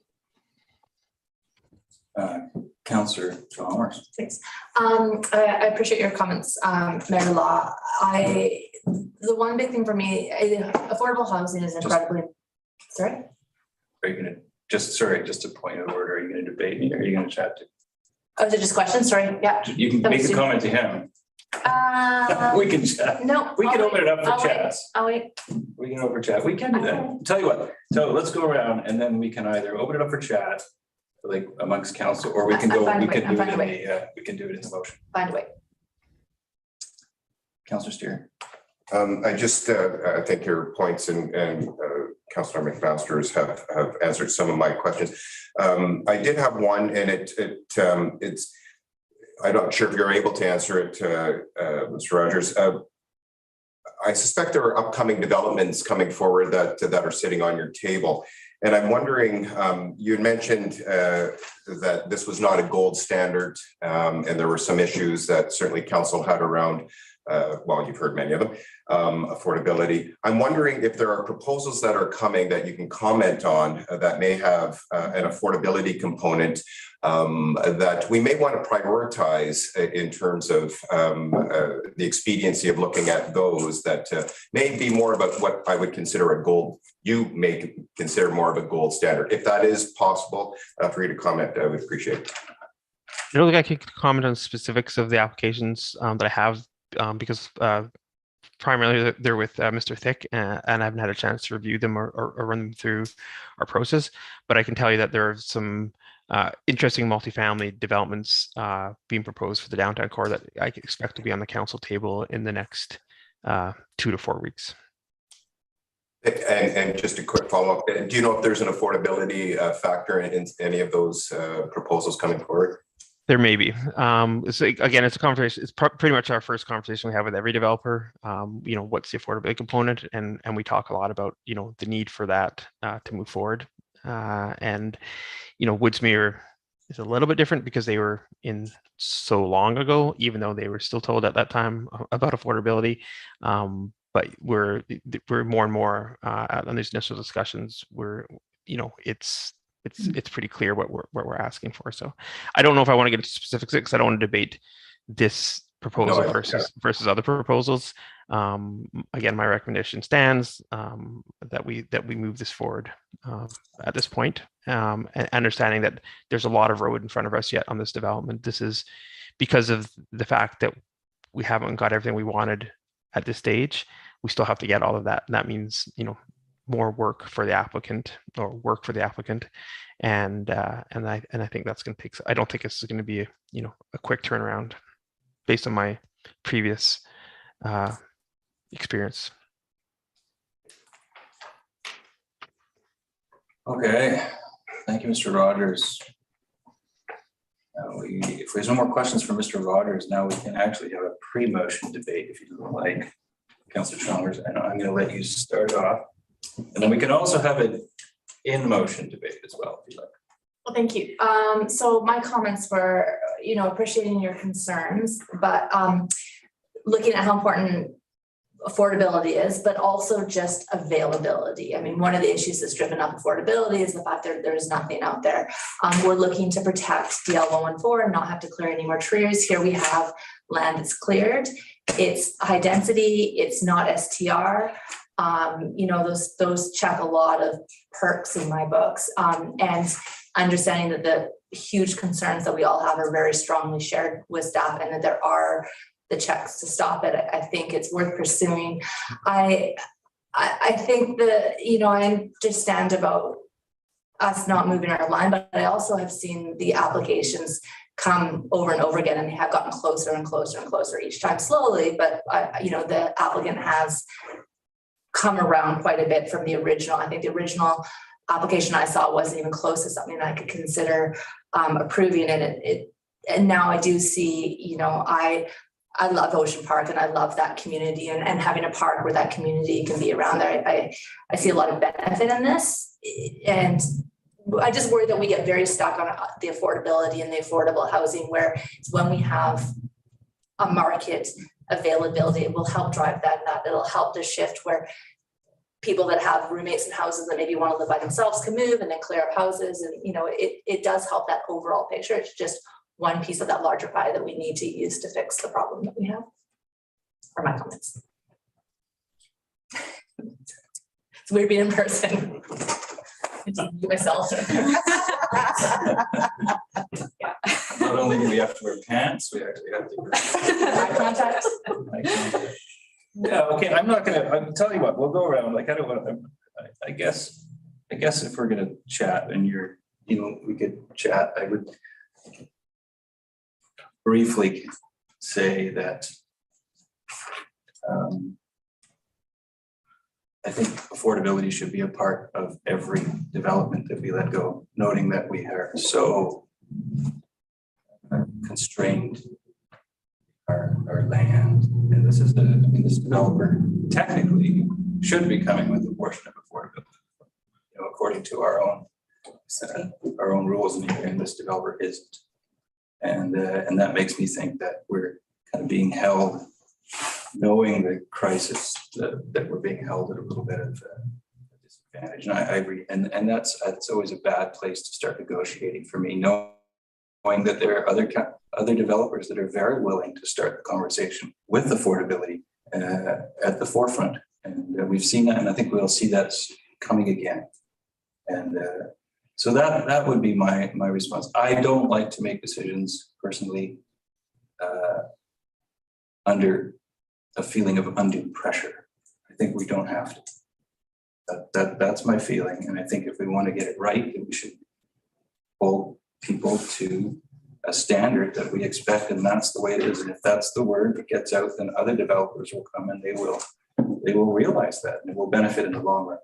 That would be my, but I'm willing to have many opinions in them, but there you go. Councilor Chair. So I was just wondering, Mayor Law, would to do kind of the debate portion, do we want to get to the motion part, or are you comfortable with us having maybe the debate in this particular time? We can have a little debate and then let's get right to the motion because time is ticking. So no, I appreciate your comments, Councilor Chalmers. So excited to say Challenger and Chalmers. She just slur my words. Anyway. Okay, let's, why don't I do that? If there's no objection to council, we'll move right into the motion and then we can have a debate. All right, read the first one. Certainly that the first one should be straightforward. The first and second reading of the first and second reading of District of Tofino zoning amendment bylaw number 1304 2021 attaches appendix 1 to the report titled, looks like it's ZA bylaw number 1315-825 Campbell Street, first and second reading dated April 12th, 2022, be rescinded and hereby repealed. Second by Councilor Thick. Any comments on this one? All in favor? And then I can read that the district is carried. that the District of Tofino zoning bylaw number 1315-2022 attached as appendix 7 to the report titled ZA bylaw number 1315-825 Campbell Street, first and second reading dated April 12th, 2022 be read a first and second time, and that the manager of community sustainability be authorized to schedule a public hearing for District of Tofino zoning amendment bylaw number 1315-2022. Seconded by Councilor Thick. Comments? Now it's time to debate. Councilor Anderson. Just a process question at this point, nothing specific on the development, but at one time we had first and second reading separately. Mm-hmm. And I'm just wondering, I need to be reminded of why we put them together in motions now. And I'm wondering if this might be a case where we only give it first reading and hold off on second reading till we get some responses to some of the questions we had today. I just can't remember why we started putting those two readings together, and if there's any reason we should change that. In my, I have a bit of an answer, but I'm going to look to Ms. Bass. I mean, it might be a really stupid question. No, there's no simple answer, but there's no such thing as a stupid question. Just stupid people. It's a joke. Councilor Anderson, you're brilliant. Let's go. Well, I think about this one. I think it actually is only past first reading, if I'm not mistaken. It's first permission to proceed and then first reading. Thank you, Mayor Law. When staff reports come to corporate services, the staff who are presenting to us provide the recommendation whether first, second, third.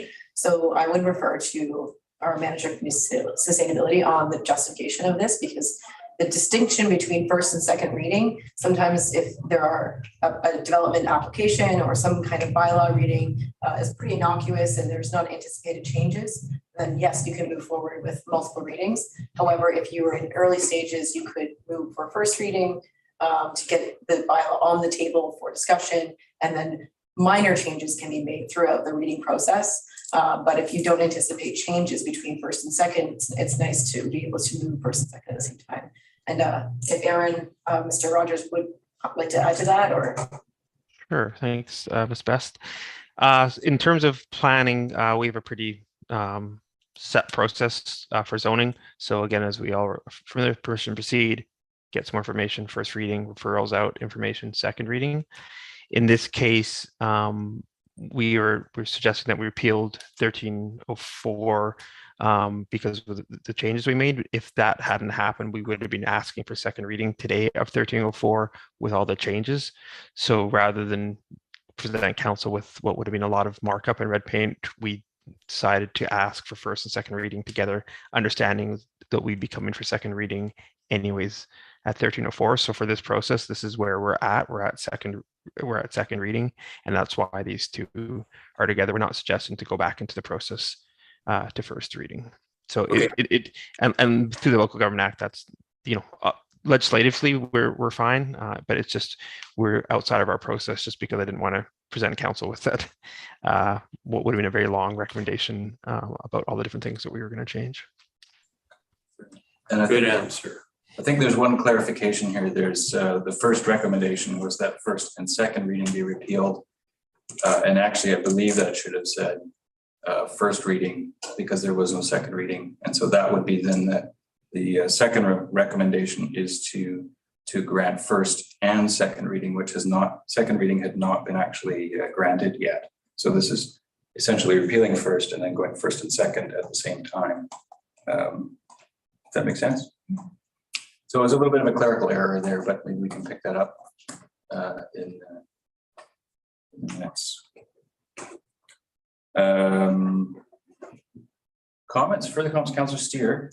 Yeah, and so this is in the conversations around, and I picked up on Councillor Chalmers, and this was in my notes around, I will support moving this to the next stages. And reviewing through the OCP policy and some of the key policies related to housing, and we have noted very clearly the affordability factor. And I do think supply will help in that creation of affordability down the line.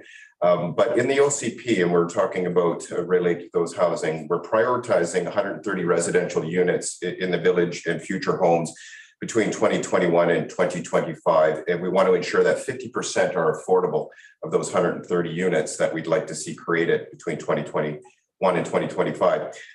And I believe this will be achieved with DL 114 and the work that's being done there in terms of the affordability factor. I do believe that bringing this supply into the market is critically needed because, as we all know, there is none here.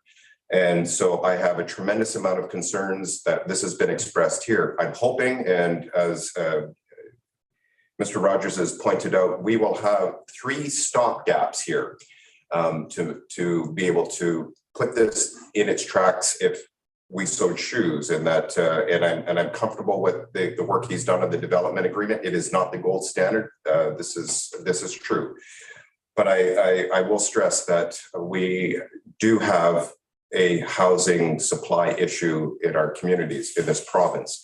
And this is an important step towards that. And I'll stop there, but just to say, that's why I was leading with that question about other proposals coming to the table and maybe our ability to prioritize. This will be down, this is not going to happen overnight. There are a lot of potential avenues for us to go if we are not comfortable moving this forward.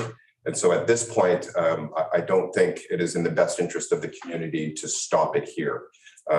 So I'll stop there and allow the rest of council to maybe convince me otherwise. Councillor Dick and then Councillor Challen.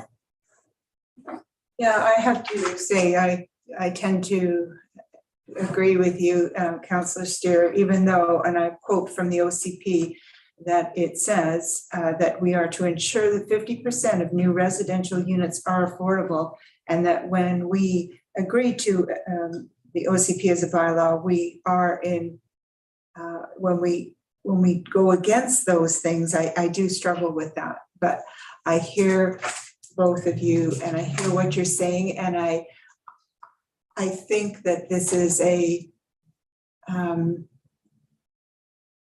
it's a calculated risk that we're entering into. I feel like we have the stop gaps, as Mr. Rogers said, and I think that I can live with that, with knowing that there are several places along the way where we might need to pause.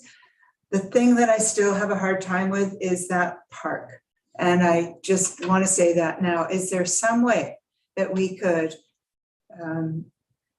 because if, as Councillor Anderson said, with a 15% decrease in DCCs, I also share that concern. And, at $60,000, and we don't have a place for kids to play. I just think that's unacceptable with the demographics in our population. So I'm just saying, is there some way that we can create some piece of flat land with some places in it for kids to play somewhere, either on the site of the 55 unit or close to the fee simple lots. Otherwise, I would say, somewhat reluctantly, but I'm willing to go ahead in a cautious way with this first and second reading. Councillor Chalmers. Councillor Chalmers and Councillor Challenger. Joke of the night. Yeah. Well, thanks. So I appreciate your comments too, Marilyn, and certainly share some of that sentiment, but I also feel at this point comfortable cautiously moving forward, and for many of the reasons already brought up, that I feel that to stop at this point may be somewhat of a disservice to the community, and just bringing more stock of homes that I think are really needed, and we still have the opportunity to turn it down if we have others that come up that kind of suit our needs better, or that address the concern of affordability better in the future. Yeah, I don't think I need to say more, but I did have one really simple question that just for clarity for myself, maybe others watching, may I ask that at this point? To Mr. Rogers. You can ask for technical clarity. Technical clarity, yes. So the parkland, where does that, the ownership of that land, does that end up being the property of the District of Tofino? And in that case, are we able to use it for multi-purposes in the future? It's pretty limited to what we can use it for, but we could definitely use it for parks recreation. I'm pretty sure, 99% sure we can't build housing on it, for example, but it's basically, a leftover from 100 years ago where people were building cities and wanting to ensure that the people working in those cities had somewhere to go with green space. And so that's kind of what it's set for, but it definitely is District of Tofino property. And then we would most likely zone it P1, which allows, parks and institutions kind of uses for ourselves. Great, thank you. You're welcome. Councillor Anderson. Next, I'm willing to move forward cautiously. I particularly because I've heard so much from people over the years about, we have this land here, it's cleared, why aren't we getting some housing on it? And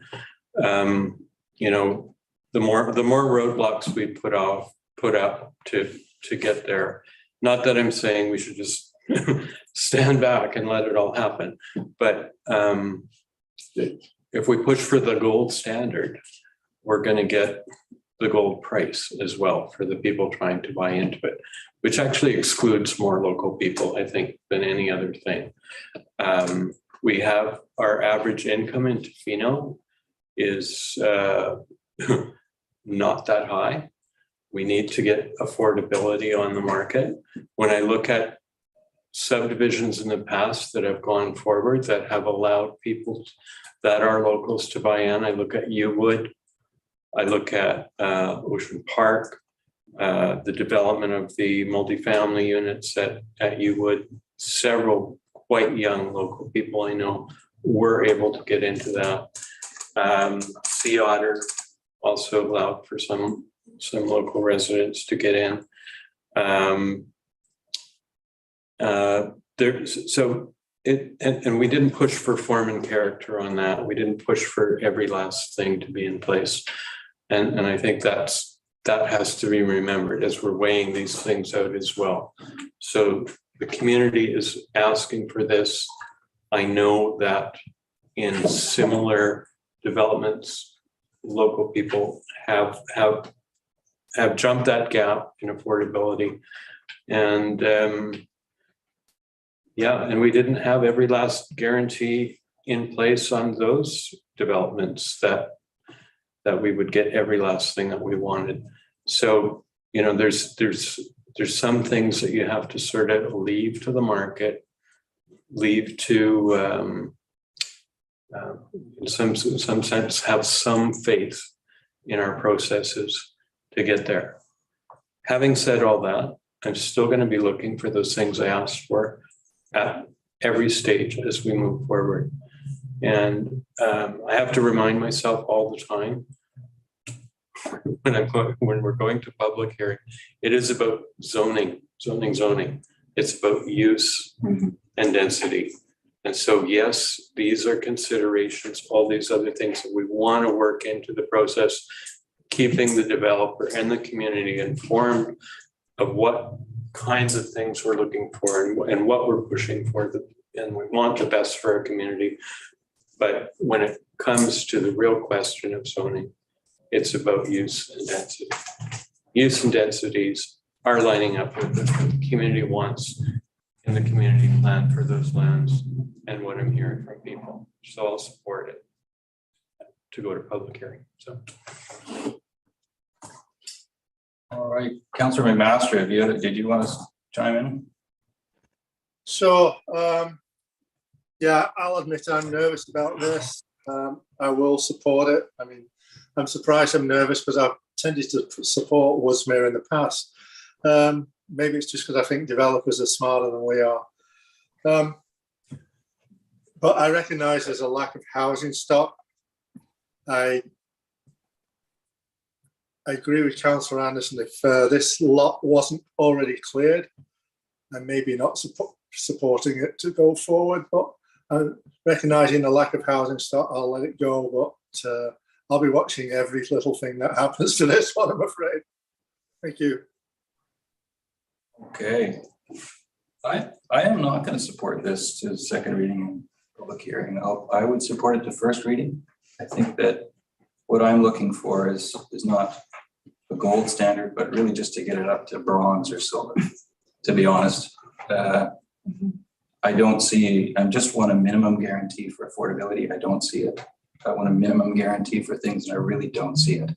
I think if the developer was intentional about those things, we'd be here right now on the table, and they're not. And so, and I think that the development agreement is a bit of a trying to get something that they're just not willing to get.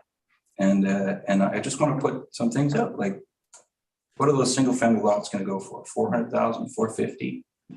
That means somebody's going to have $225,000 cash down. Right now it's $400 to $500 a square foot for a 2,000 square foot house. That's $800,000 to $1 million building cost. Just to get in there is going to be $1.4 million. With $225,000 down, that is not affordable. Now, for some people it is. There are some people that can afford that. But the reality is of Tofino is that development has changed. There is no more Uwood. There is no more Vinyl Village. What there is development, and we have to, in my opinion, as good government, we have to realize that times have changed. When a development comes, that is the time to say we need some units price restricted, resident restricted, and if you don't give them to us, you can't build. Period. Whether it's 2 or 4 or something, it has to be there because their gap is too wide now. If they're going to do a 55 unit apartment building and 50% is 1 bedrooms and 50% are 2 bedrooms, there's no families in there. There's no park. There's nothing. So I think we have to think global. There is no reason there can't be a couple 3 bedrooms units. There's no reason that a couple of those units can't be affordable. And I don't like having this fight. So that's my opinion. So just out of sheer principle that the building in Tofino is, we need housing. We absolutely need housing. There is going to be developers come with housing that will fit the bill, that will have affordable component. And those are the developers that I want to deal with and go forward with. And I understand Mr. Rogers thinks that we should go forward. I don't. I think bringing this to the public right now for a public hearing, in a sense, in some ways does a disservice to the public. That's my opinion. So I appreciate council stated there as a vote for it at the end, but I'm going to vote against this for evidence. But I would be willing to go to first reading and come back and see if the developer has heard council and has come back with any flexibility at all. And if not, well, I'd say tough luck. We'll move on, but that's my opinion. So unless there's any more comments from council, I will call the question. All those in favor? All those opposed? Motion's carried. And let's, I call a 2-minute break. Thank you.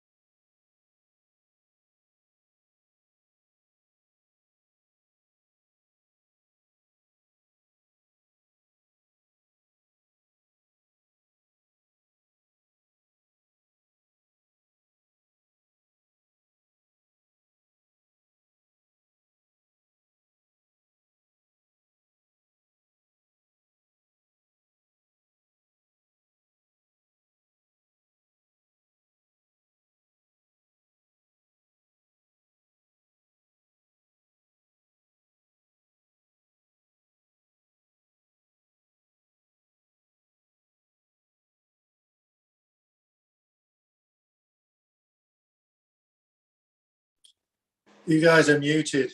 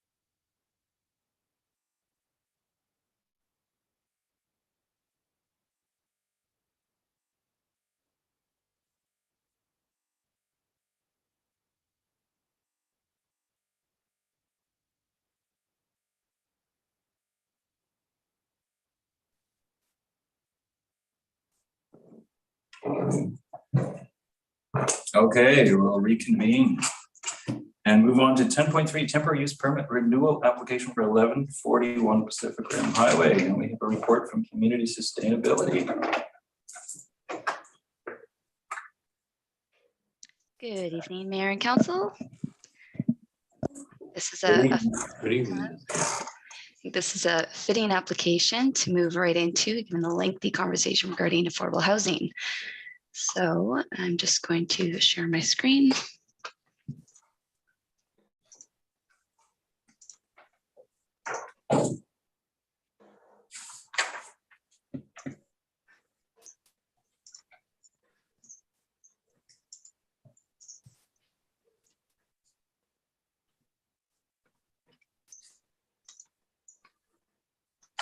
Get out of my,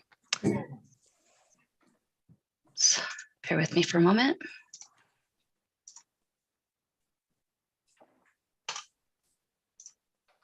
Okay, so everyone should be looking at 1141 Pacific Rim Highway, temporary use permit application. We have your whole screen. That's fine. That's Just okay. move on through. Yeah. It's fine, you can go ahead. Technology. Okay, so everyone's must be familiar with this application. Oh, sorry. There we go. It is located at 1141 Pacific Rim Highway, and it is the subject of a number of temporary use permits over the years. It's currently zoned as A1, which is within the Small Holdings District. It's within the Tourism Focused Development Permit Area and the Ocean Interface Land Use Designation. This proposal is keeping with the current operations, and that is the 32 campsite for residential staff. Sorry. And it is for this term. Currently, it's under a 6-month TUP, and they're applying for a full 3 years to allow processing because under the new ownership, we've engaged in a rezoning application. So we're looking to this application as a bridge to permanent change. Some evaluation highlights from the report are that it meets the immediate need for affordable staff housing. New owners have embarked on the rezoning application, as I just mentioned. So we're exploring the feasibility of some permanent affordable housing options. This evaluation generally, the application generally aligns with the OCP 2P framework and the overall guiding principles of the OCP. Public notice was delivered for this application 10 days prior to the meeting date, and these were hand delivered and mailed. I've included a image here from 2006, as I think it sort of represents the area as being a previously cleared lot. This was also, the notice was also posted in the Westerly newspaper, April 6th. And I believe that I did include the additional opposition letter that was received. So in total, following the public notification, I did receive 2 letters of opposition. The recommendation is to approve the renewal as presented for the 3-year term. There is a security component in this one as well, and the amount of $5,000 that would roll over should there be a contravention of permit condition, should there be any unsafe conditions that arise, or if there's any landscaping provisions that they need to cover. And I should have also included in my presentation here that the housing agreement was entered into. It was noted in the report, but I thought I should just remind everyone that we are now engaged in a housing agreement for the property that keeps the rental rates affordable. I will now open the floor for any questions you may have relating to the report. And thank you very much, Ms. Patterson. And open it to council. Any questions for Ms. Patterson? Councillor Thick, and then Councillor Challenger, then Councillor Steer. I'd like to ask a question. In the unlikely event of a tsunami or a flood situation, if we grant a TUP to a property that is in that flood area noted in the flood mapping, I think the flood bylaw, I'm sorry, I can't remember the exact name, but what if any is the liability to the district, please? Liability, that's a great question. Right now, there hasn't been any provision included in the temporary use application, but it has been a consideration for the larger development proposal. And so in conversations with the new owner, they have solicited a consulting company as well to assist them with developing an evacuation plan and come up with more of a comprehensive development proposal that includes considerations for that inundation area. So again, it's not covered in the TUP, and I can't speak to the liability, but I imagine that would be something that we would cover in sort of the long term, the permanent change. Okay, thank you. And just if you could refresh my memory, how many years now has it been on that property? I know there has been different owners, but if this is the fourth TUP, and I realize there's new owners, so does that set the bar back to zero with the TUPs on that property with a new owner or not? That's a great question. I think with regards to the new ownership aspect of this application, really is just brought to the it's because the new owner is showing an interest in creating a long-term change and has expressed interest in developing something that works for the community, is willing to work with staff. That's really the only reason why it's been brought to the table, knowing that there's been a number of TUPs that have come forth and council's appetite in sort of extending this TUP or the temporary use for this property maybe wearing thin. I thought it was important to incorporate. That being said, legislatively we can issue temporary use permits consecutively if there's a new application received year after year after year. The renewal only applies to, the one-time renewal only applies to an application. So theoretically, if this application was to expire as it is on April 30th, and they didn't reach the renewal deadline in time, they could explore applying for another temporary use permit. Obviously, as history has shown, there is interest in seeing a significant change should there be a new application that's brought forward. But does it reset to zero? No, it's within council's discretion to decide how many TUPs are issued per property or per proposal. Right. Thank you. I'm struggling with this request of 3 years, noting the time that I've just mentioned. And as we just talked about in the last presentation, the lack of revenue that perhaps the district has also lost in this process. We can't say that's not important. The DCCs, the appropriate taxes, all of those things mean that when we don't give it to a property or a group of people, it becomes a burden on somebody else. So just from a taxpayer's point of view, I'm hesitant, I think, just to consider 3 years. So Councillor Thick, just a point of order. We'll keep questions for Ms. Patterson and then debate either in the motion or just before we make the motion. So note to council. Who is next? Councillor Challenger. Thank you, Ms. Patterson, for the report. I had two questions. One was we received a letter of correspondence. I noticed in the report it said there was 2 letters of opposition. I believe I only saw one, but or at least in the email that we received today. Some of that, there was mention that residents were using, residents of the property in question, potentially using garbage disposal belonging to Seattle Place, among some other concerns like parking. But does the property in question have their own garbage disposal? Might that have been a concern that wasn't actually the fault of this property? Yes, thank you for the question, Councillor Challenger, and welcome back. Yeah, so that was one of the conditions of the last UP, I believe it was the previous one as well, that there was a provision to have garbage and recycling as well as compost on site. And I know that so all the TUP conditions have been met. In reviewing the application for this renewal, we went over the conditions with the new owners, ensuring that there wasn't anything missed. And I also did follow up with bylaw, and this may not have been a bylaw issue, but may have been an RCMP or a civil matter in terms of using garbage receptacles that weren't allocated for the for crabapple or for the campground.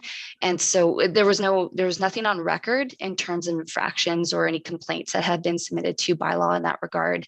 But yes, to answer your question, that there are receptacles on site. So there is a location for residents to dispose of their own refuse. And sorry, if I could just take a moment to speak to Councillor Thick's question in regards to the timeline. I think it's I just wanted to note that there was consideration given for the length of time required for developing a bit of a plan, knowing that there are some complexities and some challenges with this, with this development, meeting the OCP, meeting the rezoning roadblocks as well. And so the timeline is going to allow staff to be able to address all these things and to allow the rezoning process, as it can be quite lengthy, as you're well aware. And then also in the short term, providing that, continuing to meet the needs of that affordable housing that has been successfully doing for the last since 2016, I should say. I just have one more question. Go ahead, please. Okay, so in regards to that timeline, and what would the community engagement look like in regards to an amendment to the OCP? As I understand it, that would need to happen if we were to move to the rezoning that the new owner is proposing. So what would community engagement look like for that matter? Yeah, great question. Thank you. Yeah, that is definitely something that we're reviewing. Mr. Peter Thick is actually going to be taking on that rezoning application. And so there are conversations right now as to exploring whether or not an OCP amendment would be required. If that was the case, we would be subject to all of the public notification, public consultation requirements that are associated with an OCP amendment before we could even go forward with a rezoning amendment. And so they are just sort of navigating all of those complexities at the moment. And so definitely there would be ample opportunity for public consultation. Thank you. Super Councillors there.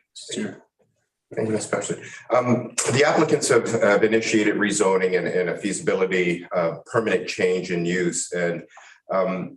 And I'm wondering, has there been an indication of what that change might look like? And the reason I'm asking, because if we are going to go down the TUP path again for a permanent change in zoning, I'm curious, and I know this is speculative in nature, but what would be the success of something that we know historically not fitting quite in with the OCP, and has been mentioned an OCP amendment might be necessary. I'm just wondering if we are to allow this, and I'm very supportive at this point. And I know it's speculative in nature, but if we're going to move down this rezoning,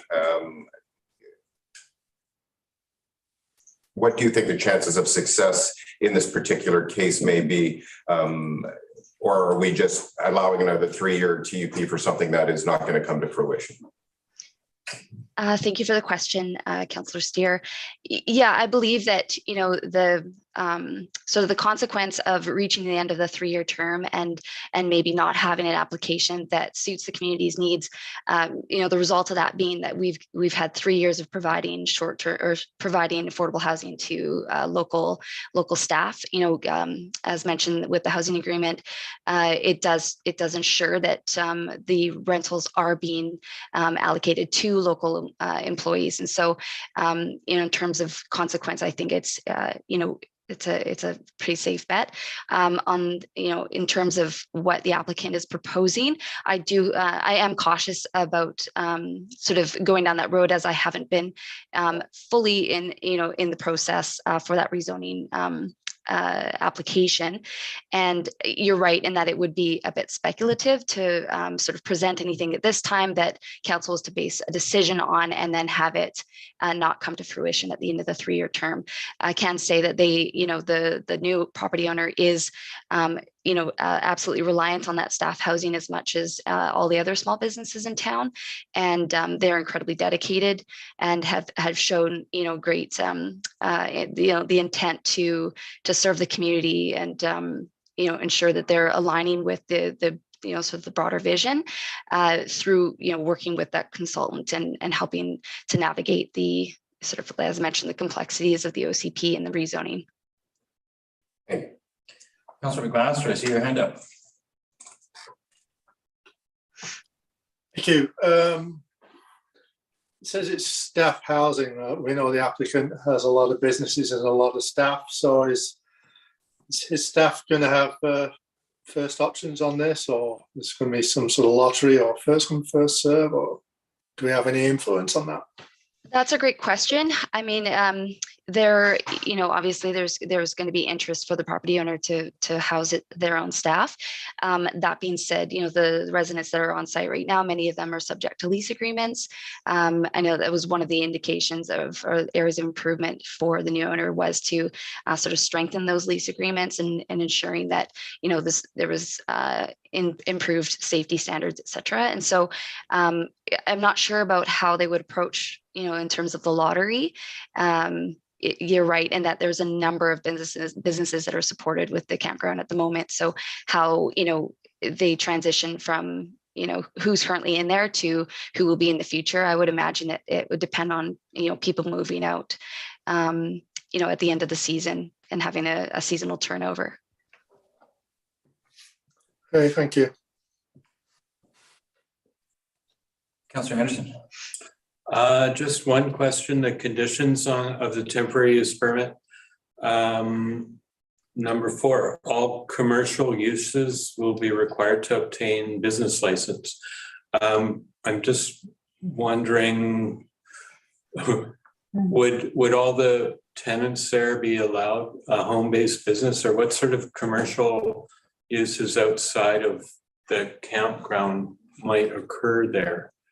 I'm not sure if we really, if no commercial uses outside of the campground are proposed, I'm not sure why we need that condition. Thank you for the question, Councillor Anderson. So that provision was brought in at the time where there was a dwelling on site that was, or there was a structure on site that was being used for a floral business, so crabapple floral, which at the time was operating as a home-based business, so home occupation. It's not zoned for commercial businesses, so it would strictly be limited to home occupation, and whether or not someone would qualify for a home occupation within an RV would be covered under the business licensing. I'm not aware of anyone that is operating a commercial business there aside from the flower business that is currently a home occupation. So we don't expect to see any, but if there are, it would go through the process and get a license. Okay. What was my other question? Oh, does the temporary use permit uses, does that overlap the zoning uses? So the zoning that's on it, R1 or whatever, are those uses still in effect, or do these uses supersede those? Yeah, so sorry. The zoning rights still apply. The temporary use permit only permits a use that's not permitted within the zone. So to answer your question, it would overlap in a sense. Whether or not there was an opportunity for overlapping use, an example being the R1 and being able to short-term rental, the house, I believe, is being used is as the caretaker site for the on-site manager. And so again, it would have to align with the business licensing requirements. Okay, the reason I ask, I'll just say this, and maybe this is more part of the debate, but I think the zoning allows for non-intensive livestock, and that might be a conflict with the proposed uses. So that's my concern. That's all. Yeah, I thank you. That I could see that as being a bit of a conflict. I think that we would just need to address that if the time came. Through the business licensing. Again, it's not something that would be governed through this temporary use permit. We could put, yeah, sorry. Okay. Seeing no more debate with the motion. I will read it. I don't think I'm on the right page. Shoot. Okay, I will move that staff issued the temporary use permit attached as Appendix 1 to the staff report temporary use permit 1141 Pacific Rim Highway residential campground dated April 12, 2022 for a period of 3 years to permit the operation of a 32 site residential campground. Seconded by Councillor Anderson. Comments from council? Comments and debate? Councillor Thick, Councillor Anderson, Councillor Chalmers, Councillor Chapman. We'll just try to. Yeah, I'll repeat what I said earlier. Which was, I was. Ms. Patterson, you're not on mute. Go ahead. We're going to keep it brief, though. Yeah, just to reiterate that I would support, 1 or 2 years maximum for all the reasons I gave earlier, and I think that the person who purchased it knew what was. And I'm thankful that they've met all the stipulations in the TUP agreement. However, I still hold to the fact that I think 1 or 2 years is something that they could work towards, and that's why I would support a less. I know they're asking for the maximum, but I'm suggesting the minimum. Thank you. I believe it was Councillor Anderson, Councillor Chalmers, and Councillor Chapman. Yeah, I'll be supporting this. I'm grateful that the applicant has met some of the conditions that are, or maybe all the conditions that council was hopeful that previous application would include. I'm also willing to support it, given that there's a caretaker on site. I think that will mitigate some of the problems that were expressed in the correspondence we got in reaction to this. I would hope that we do those inspections at least on an annual basis, maybe even twice a year, maybe beginning and end of season kind of thing. But I want to ensure that the caretaker is doing their job and that those safety measures are being met. So that's my comments.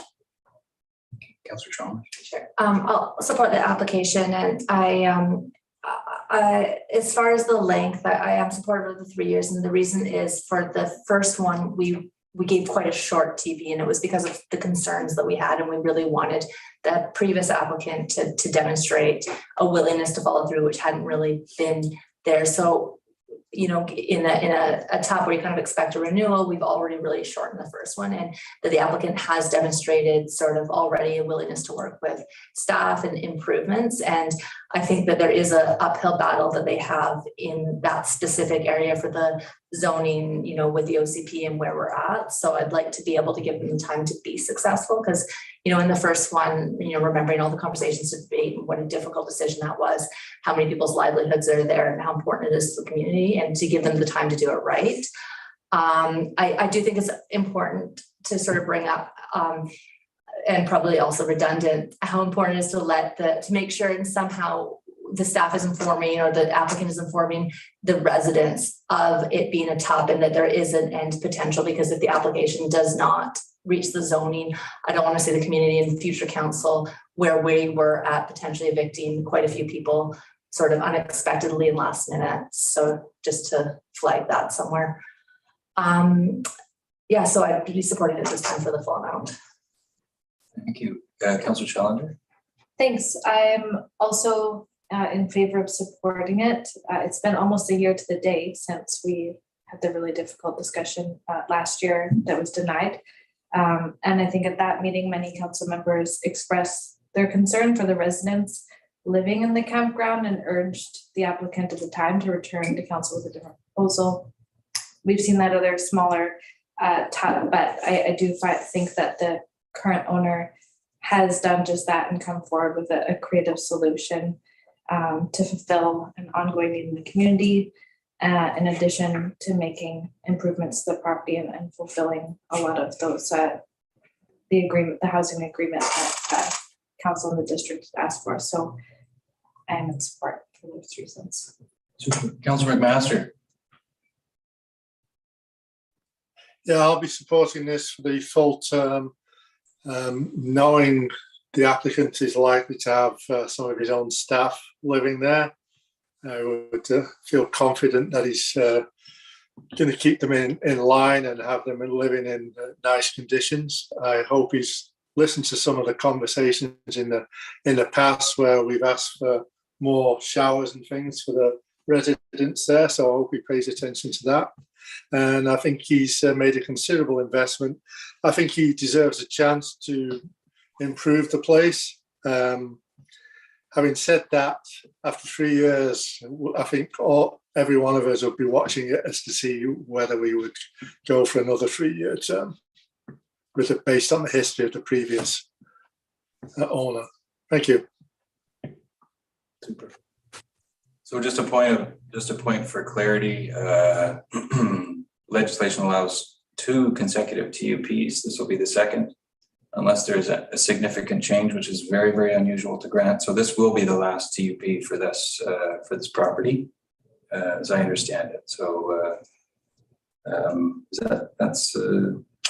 If a different application were to come forward in 3 years, I don't think it's respectfully for this council to determine what the next council may choose to do with a different application. It would have to be significantly different. And that's the measure that we have used before, is that it can't be sort of the same one with a little bit of lipstick on it. Yeah, that's what I understand, but it cannot be the same TUP again. Correct. This will be. It can't be renewed. Can't be renewed. Okay, great. I'm going to support it for 3 years. I think noting our OCP unit growth rate of 26 to 30 a year, noting all the other developments, it's going to be hard for this to get developed as it is if it goes through. So I think it's a reasonable to go for 3 years and see what happens with the development application. No further ado, call the question. All in favor? Opposed? 1 opposed. Motion is carried. Moving on to 10.4, we have a development variance permit for 270 Campbell Street. We have another report from Ms. Patterson. All right. Thank you, Mayor and Council. Once again, I'm going to share my screen. So we should all be looking at the development variance permit application for 270 Campbell Street.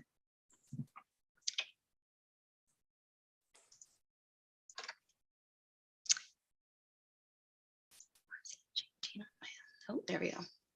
Okay, so the subject property is 270 Campbell. It is located within the general commercial district, which is a C2 zoning. It is currently a mixed use of commercial and residential. This has a bit of background. This was, it's a double lot. There was a lot consolidation back in 2000, at which time it was also rezoned from a split R2 and C2 to a full C2, hence the half of the property being used for residential purposes and then the other half being a commercial development. The proposal today is to vary the side yard setback to permit the construction of a patio and I think it's an important distinction to make today, as there has been a lot of commentary regarding the use of the patio, that the scope of this DVP does not cover use. It's obviously a consideration in granting the use of the space, or sorry, the construction within that side yard, but we cannot manage the use within this DVP. Some evaluation highlights were that the structure and the design generally aligned with the OCP objectives. It was a professionally and engineered and designed structure, so using natural elements that complement the surrounding development. So it does align with the forming character of the DPA. It conforms to the zoning guidelines for the coverage and height. And so today we are just looking at the construction within the setback, and the construction itself. I also want to note that the full integrity of that structural build would be managed through the BP process.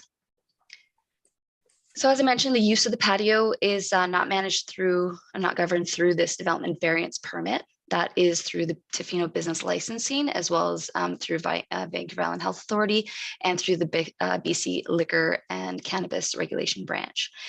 Just as a bit of context, this property currently, as it stands, the applicant has received the TESA, which is a temporary expanded service area authorization. And so what that permits them to do is to put seating within that concrete paved area.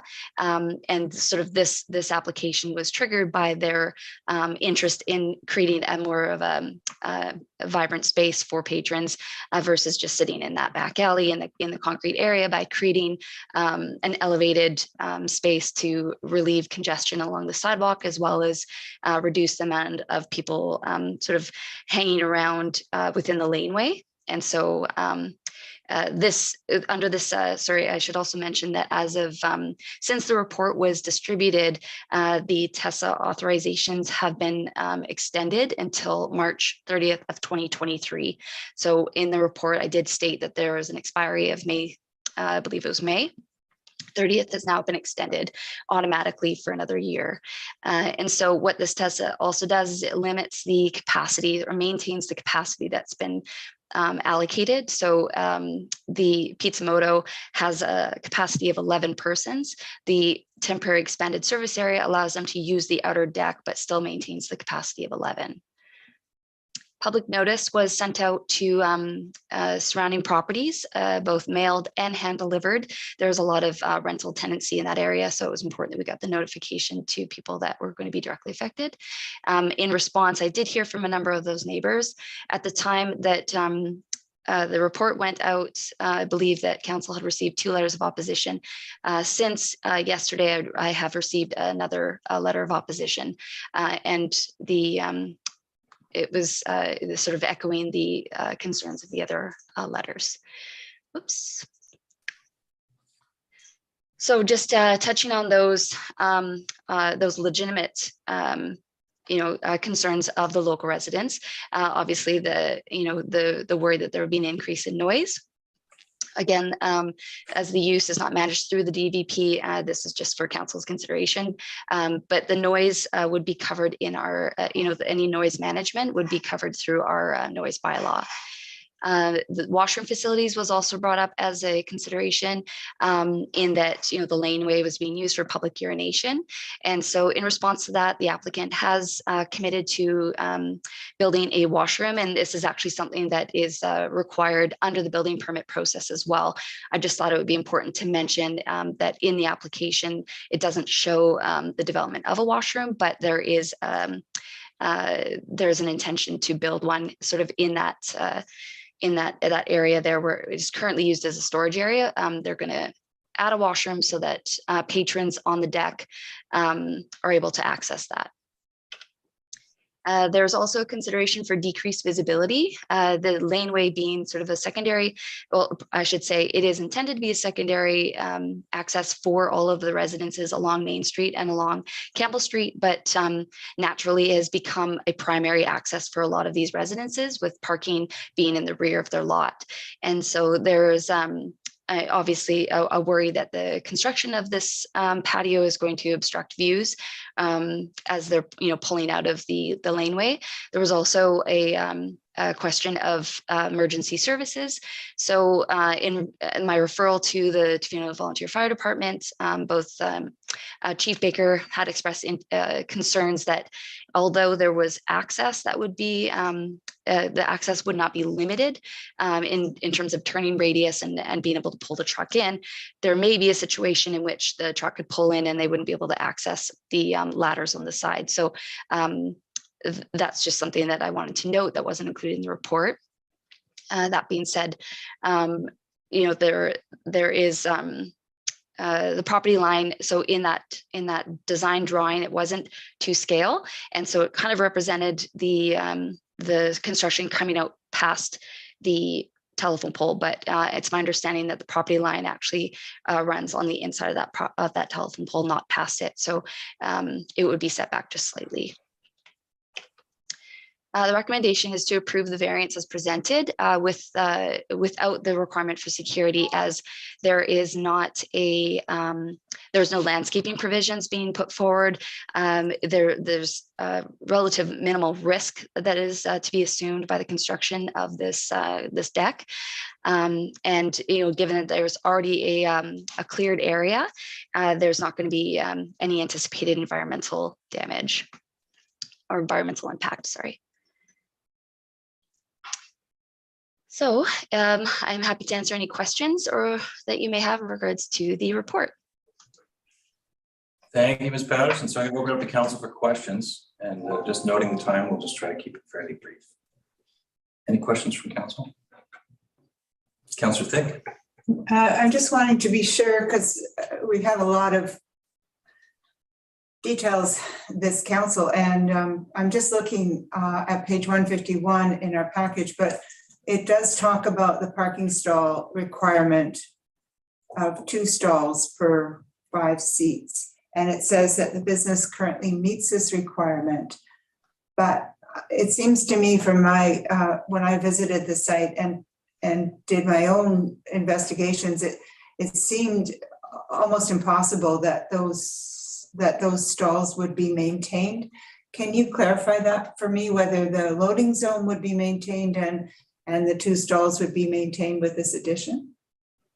Yes, absolutely. So I'm just going to share my screen again because I've pulled up a bit of an aerial shot, which I think will sort of help show the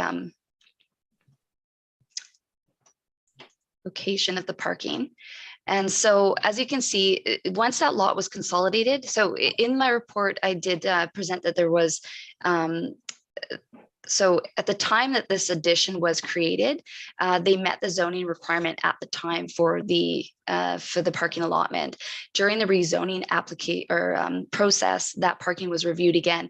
And since the 2 lots were consolidated, they were able to apply the parking zones that are situated within the residential area here, as they were able to qualify those as parking for the commercial building. And so there is a they have met the parking requirements, given that most of the development had occurred prior to the zoning change and the parking requirement change within the zoning bylaw. And so as it stands today, they do have the 2 spots. The location of the patio itself, I could find no evidence in historical land files that indicated that was ever considered a parking stall.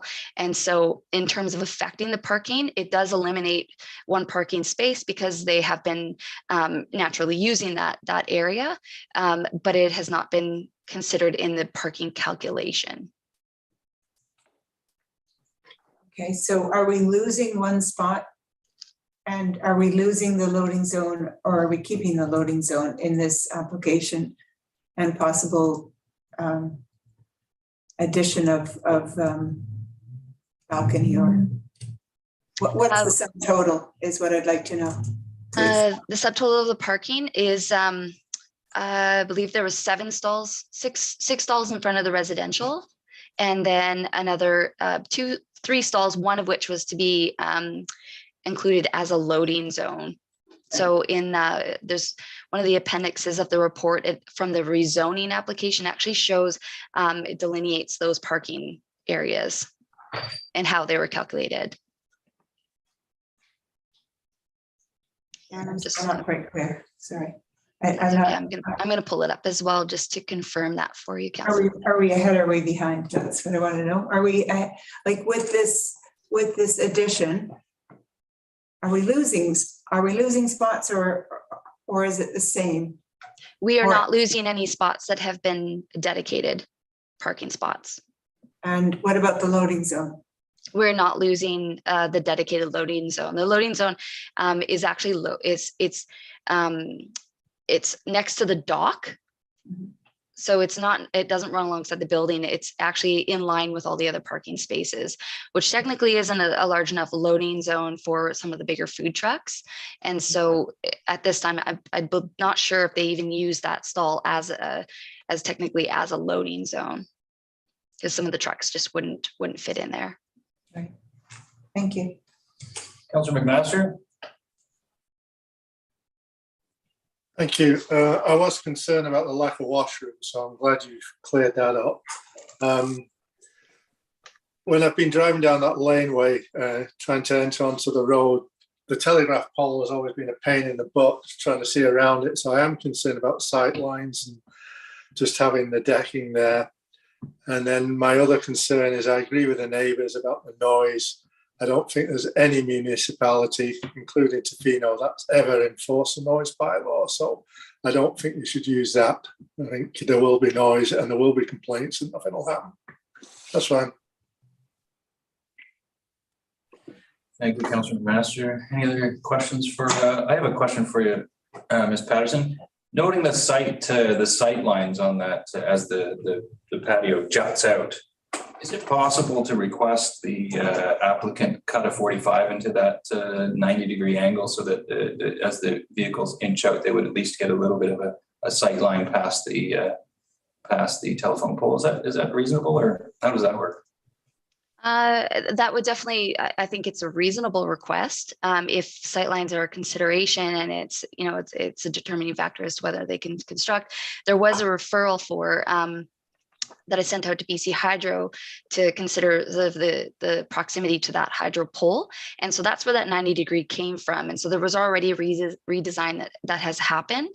And so I think it's more than reasonable to ask the applicant to put in a 45. Okay. I should also, sorry, I just also wanted to note that in that referral, I did find out that there is a secondary pole that sits on the roadway, which is also a bit of a partial obstruction. It's a pole that is owned by TELUS, and it is slated to be removed as well. So I hope that will help sort of mitigate some of those sighting issues as well. Gotcha, sure. Thank you.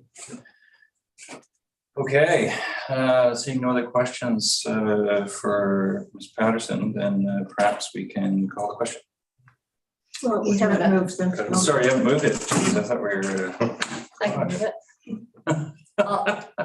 I'll move the development variance permit number 0422 DBP 04-22 attached as appendix 1 to this report to vary District of Tofino zoning bylaw number 770/1997 for lot 1 district lot 132 Clockwet district plan VIP 53289 PID 017-539-838 be approved as follows.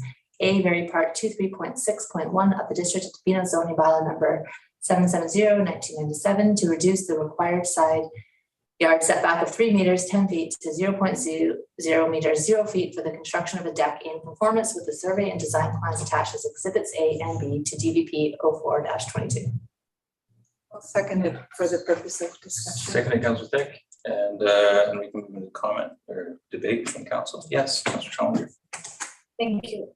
So I appreciate your comment, Merla, about the request to have the 45-degree angle rather than the 90-degree angle. After Ms. Patterson answered most of my questions with the report in regards to the nearby residents' concerns, which I shared, the one remaining was that the sight lines and potentially being a danger to pedestrians. So I would be interested in making that request to have a slight change to the design. And that's all. Okay, Noting that, so maybe I'll ask a technical question, Ms. Patterson. Is that possible to just request the applicant do that, or how would we go about doing that if that was council's will? This is actually a process question as well. I may defer to Ms. Best because as we've got a development variance permit that has been attached, I'm sure we could approve as amended, but I would have to defer to her because obviously we want to consult with the applicants to ensure that it was something that they were able and willing to do. And so it would be, I think, a process issue. Maybe Nikki, you can speak to that. Mr. McPherson's stepping up to the chair. If council, the resolution as drafted refers to a particular plan. So if council wants to do that, there's two options. One is council can say, the resolution that's already being presented with the proviso that the corner, whether it's the southwest corner or whatever it is, I'm not sure, be changed to a 45-degree angle.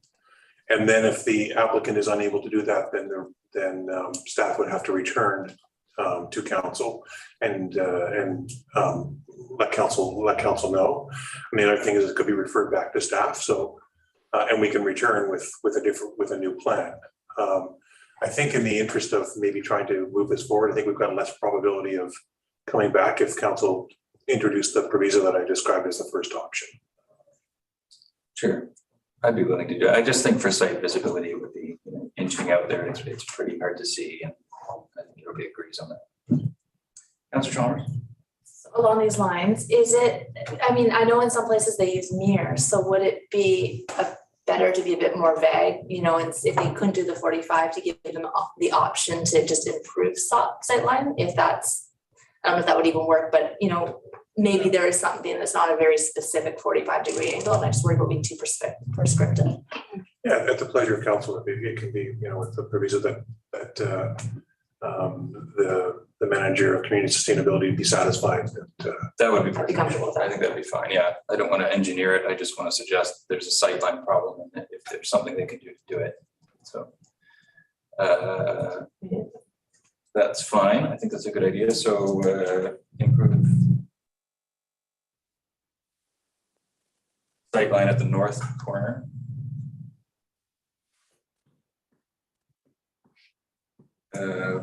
Onto First Street.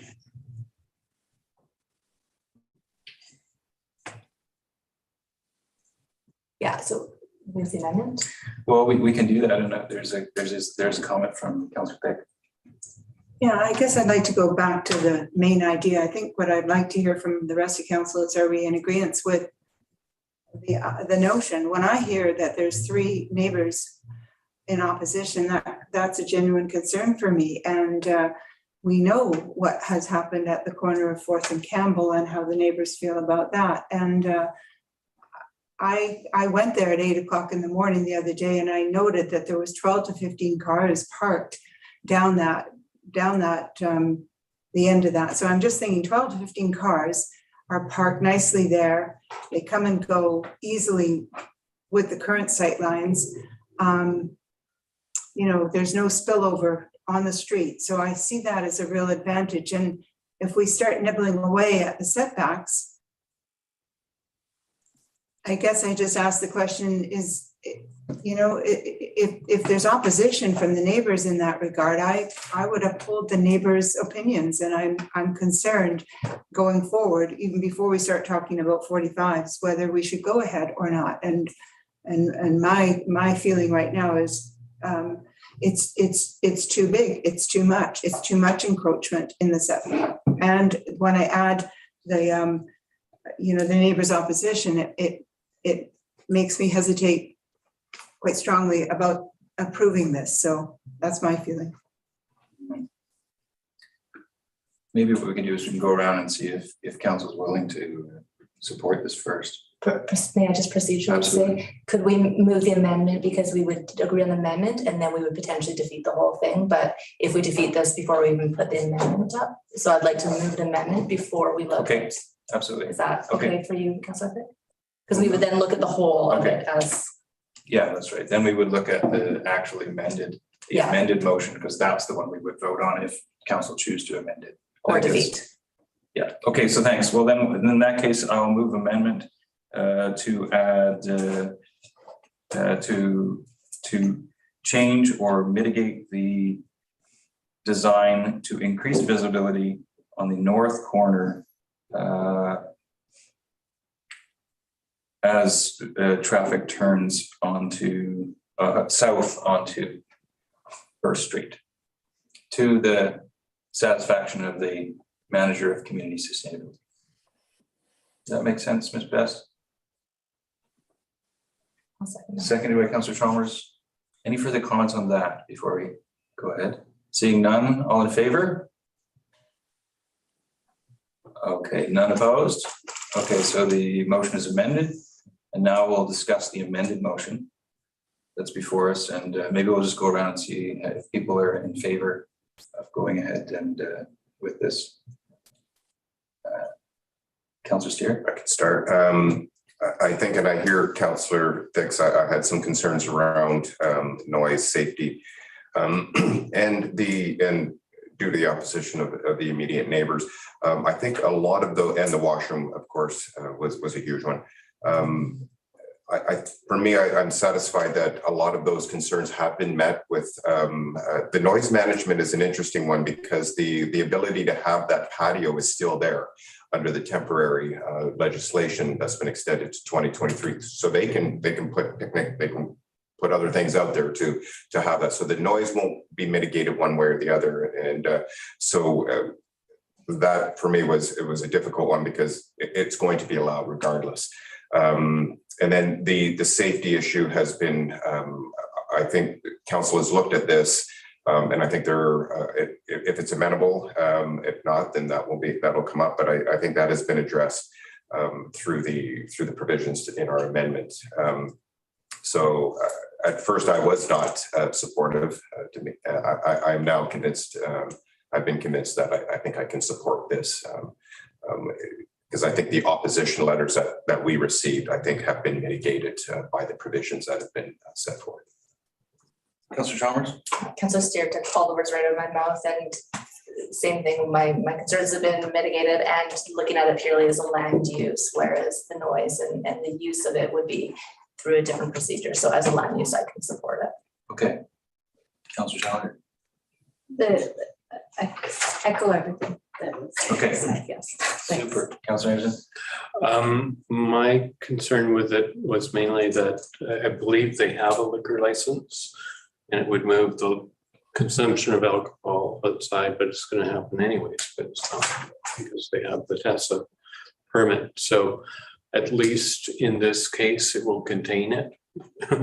And I think if it was just sort of on that little piece of land, of course, they would have to fence it or something, because liquor license requires a designated serving area.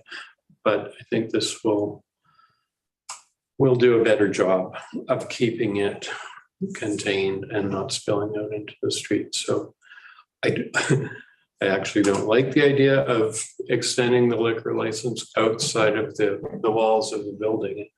But if it's going to happen due to these new regulations, best that it's done well. So I will support it. Okay. Councillor Dick, do you want? No, Okay.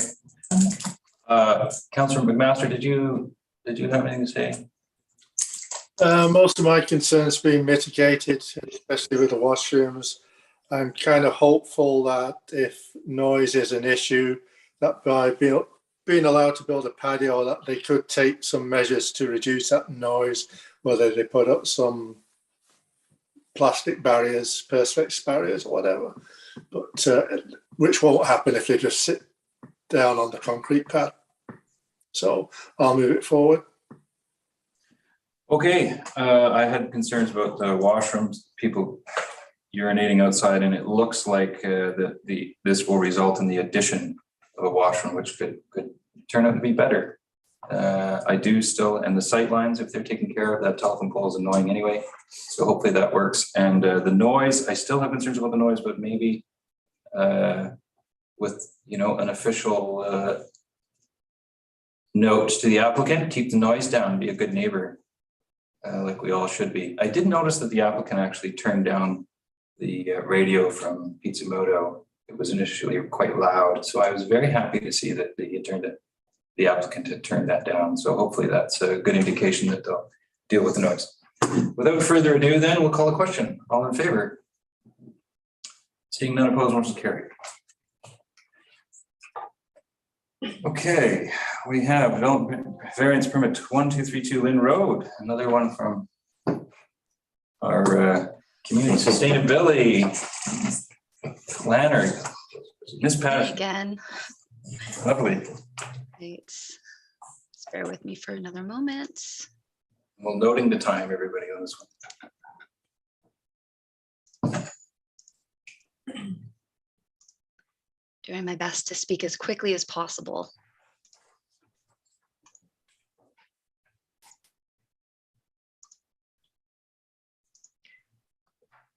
Okay, we should all be looking at the development variance permit application for 1232 Lynn Road. So this application, it's just delayed. There we go. This application is relating to a property within the North Chesterman community. It's currently zoned RA1, which is acreage residential district. This surrounding land use is primarily residential within the neighborhood and within the zoning. Home occupations as short-term rentaling is permitted.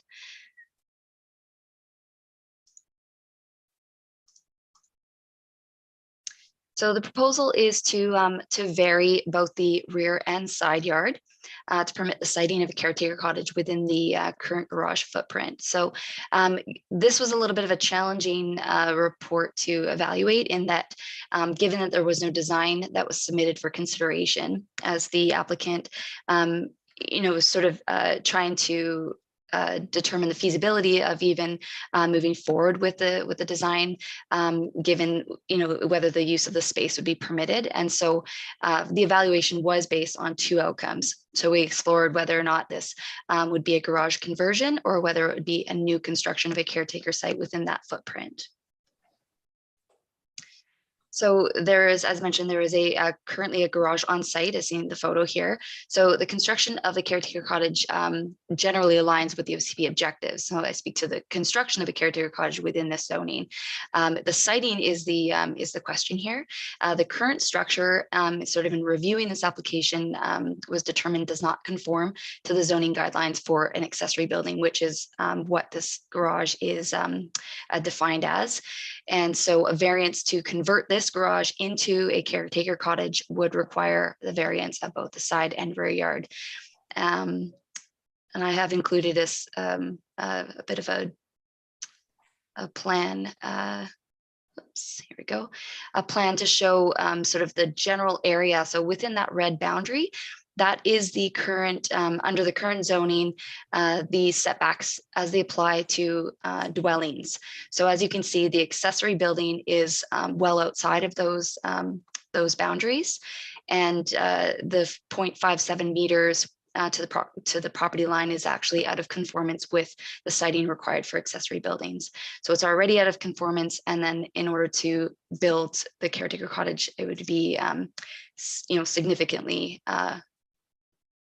in the side and rear yard setback for a cottage.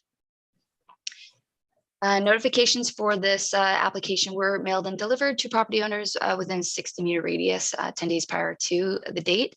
And as of today's meeting, I received 2 letters of opposition. There were 2 letters that I did receive that didn't necessarily they were not necessarily opposed, but did raise concerns for the proximity to the covenant area and the potential for future, subsequent landowners of utilizing that space for caretaker cottage that were addressed.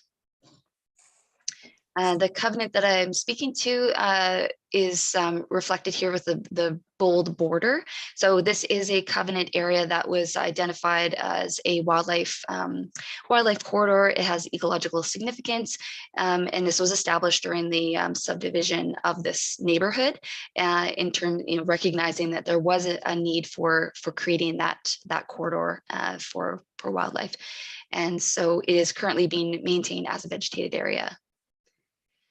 So given the proximity to the property line and, given that there would be a requirement to move that or to site that caretaker cottage within both the side and rear yard lots, staff couldn't find any rationale within the OCP, within the zoning that supported that.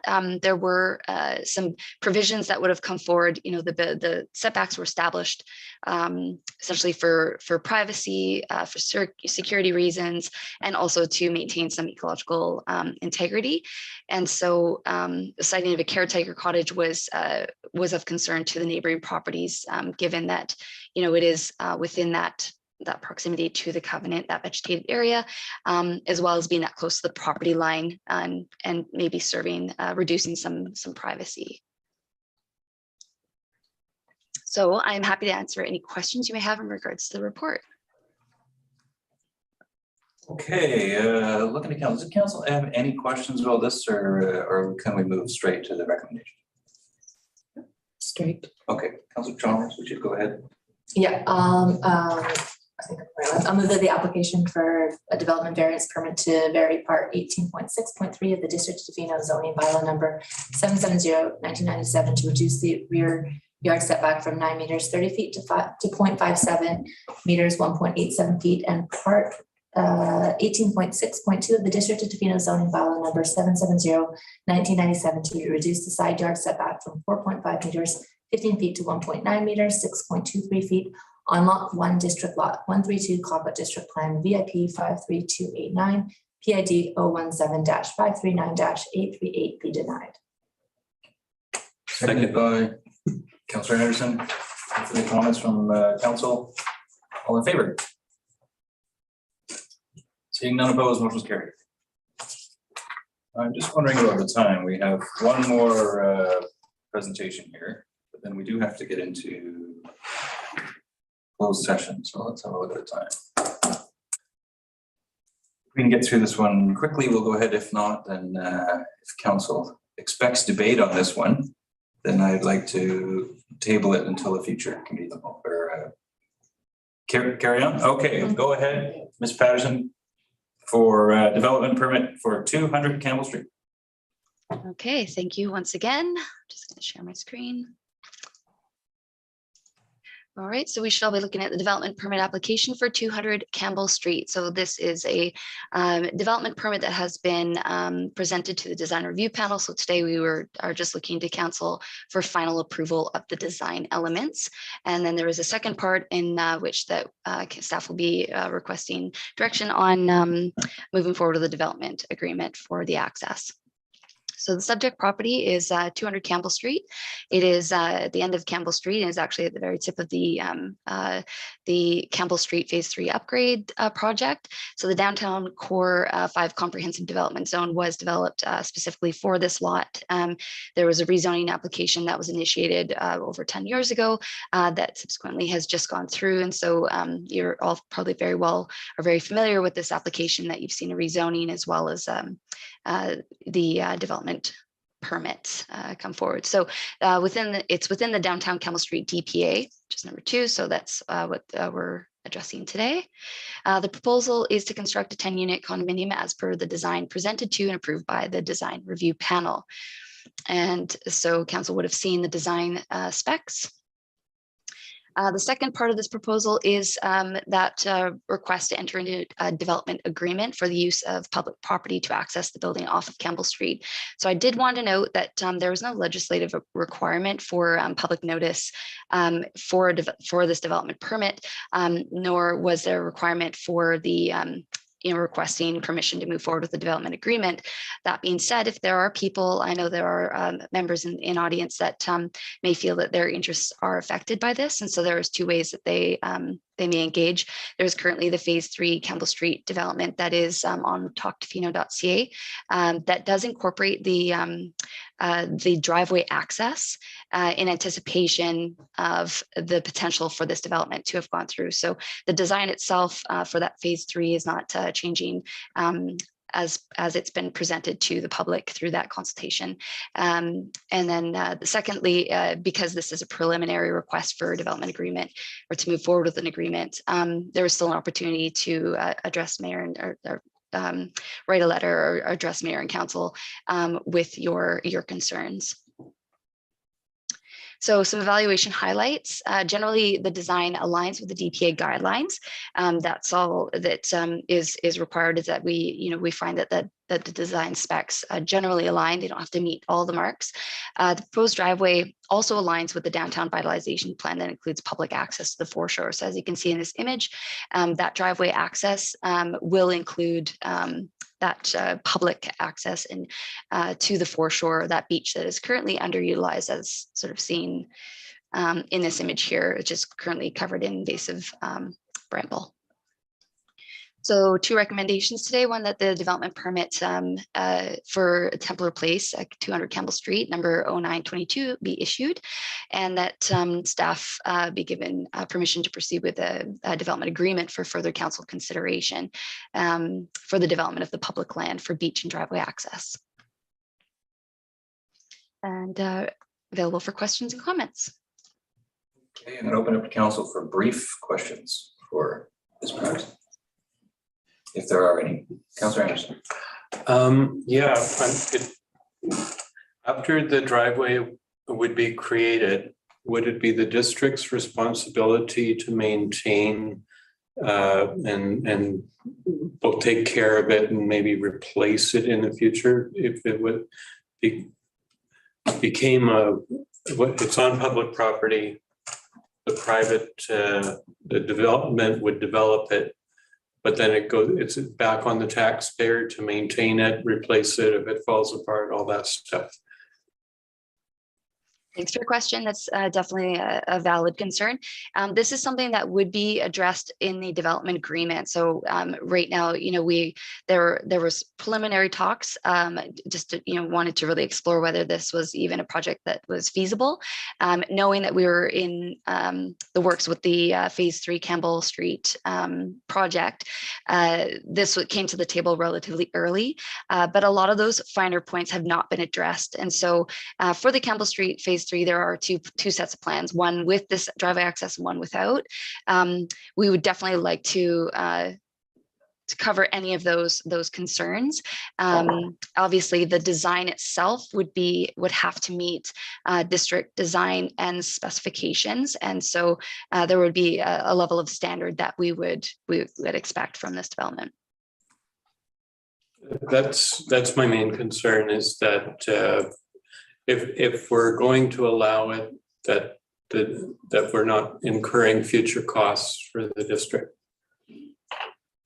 Right. Yeah, there is the provision that there would be that access that would be provided. So I believe that there would be sort of an understanding that given that public access would be, now under the purview of the district's responsibilities. But I could defer to Manager of Community Sustainability to speak further on that, if he wishes to speak. I'll just give a really quick. I know we're late already today, but if this were to go forward, staff would recommend that it become district infrastructure. So it would be the end of our road, built to our standards, but paid for by the developer. And then to your point, Councillor Anderson, it would become our responsibility into the future, the access and the road, but that would also give us public access over it. And that would be included into our asset management program. So we'd be taking an asset that's currently collapsing and redevelop it into a proper street and a proper road, and then it would be ours to maintain to the future. That would be my recommendation. Thank you. Any further questions from council? Seeing none, I'll move that development permit number 09-22 for Temple Place LTD 51552 for a building on lot 1, district lot 114, Clapwood District Plan 23391, 200 Campbell Street, attached as Appendix 1 to this report be issued, and the staff draft a development agreement for further council consideration to permit the development of public land for beach and driveway access by the applicants as presented in the design proposal attached as Appendix 5 to the April 4th, 2022 report. Seconder by Councillor Thick. Comments from council. I do have a comment for anybody watching online that this is not a rezoning. This is latent zoning. It's already there. And this is also getting public access to the beach. So with that, call a question. All in favor? Seeing none opposed, motion is carried. Okay, well, we have two bylaws for adoption. 11.1. Perhaps I will just read them. I move that District of Tofino zoning amendment bylaw number 130/2020, and this is for 301 Olson Road, be adopted. Seconded by Councillor Chalmers. Comments? All in favor? None opposed, motion carried. I'll go right on. 11.2, this is a housing room bylaw number 1314. Again, for Olson Road, that the District of Tofino Housing Agreement bylaw number 1314/2022 be adopted. Seconded by Councillor Challenger. Further comments? All in favor? None opposed, motion is carried. Do we have any business initiated by council members? I only have 7 reports, but No, we don't. Yeah. Question period. Is anybody signed up for question period? Thank you, Mayor Law. There have been no requests for question period. They're all asleep. Okay, well then I'll recommend that the meeting be closed to the public pursuant to section 90, parentheses 1 of the community charter to discuss matters relating to A, personal information about an individual who holds or is being considered for position as an officer, employer, agent, C, employee relations, or I, the receipt of advice that is subject to solicitor client privilege, including communications necessary for the purpose addenda. Second by Councillor Chalmers. All in favor? Okay, motion's carried. We're moving into closed session. Okay, thank you everyone for watching. I'm going to just close the meeting now. We can call it a keeper. And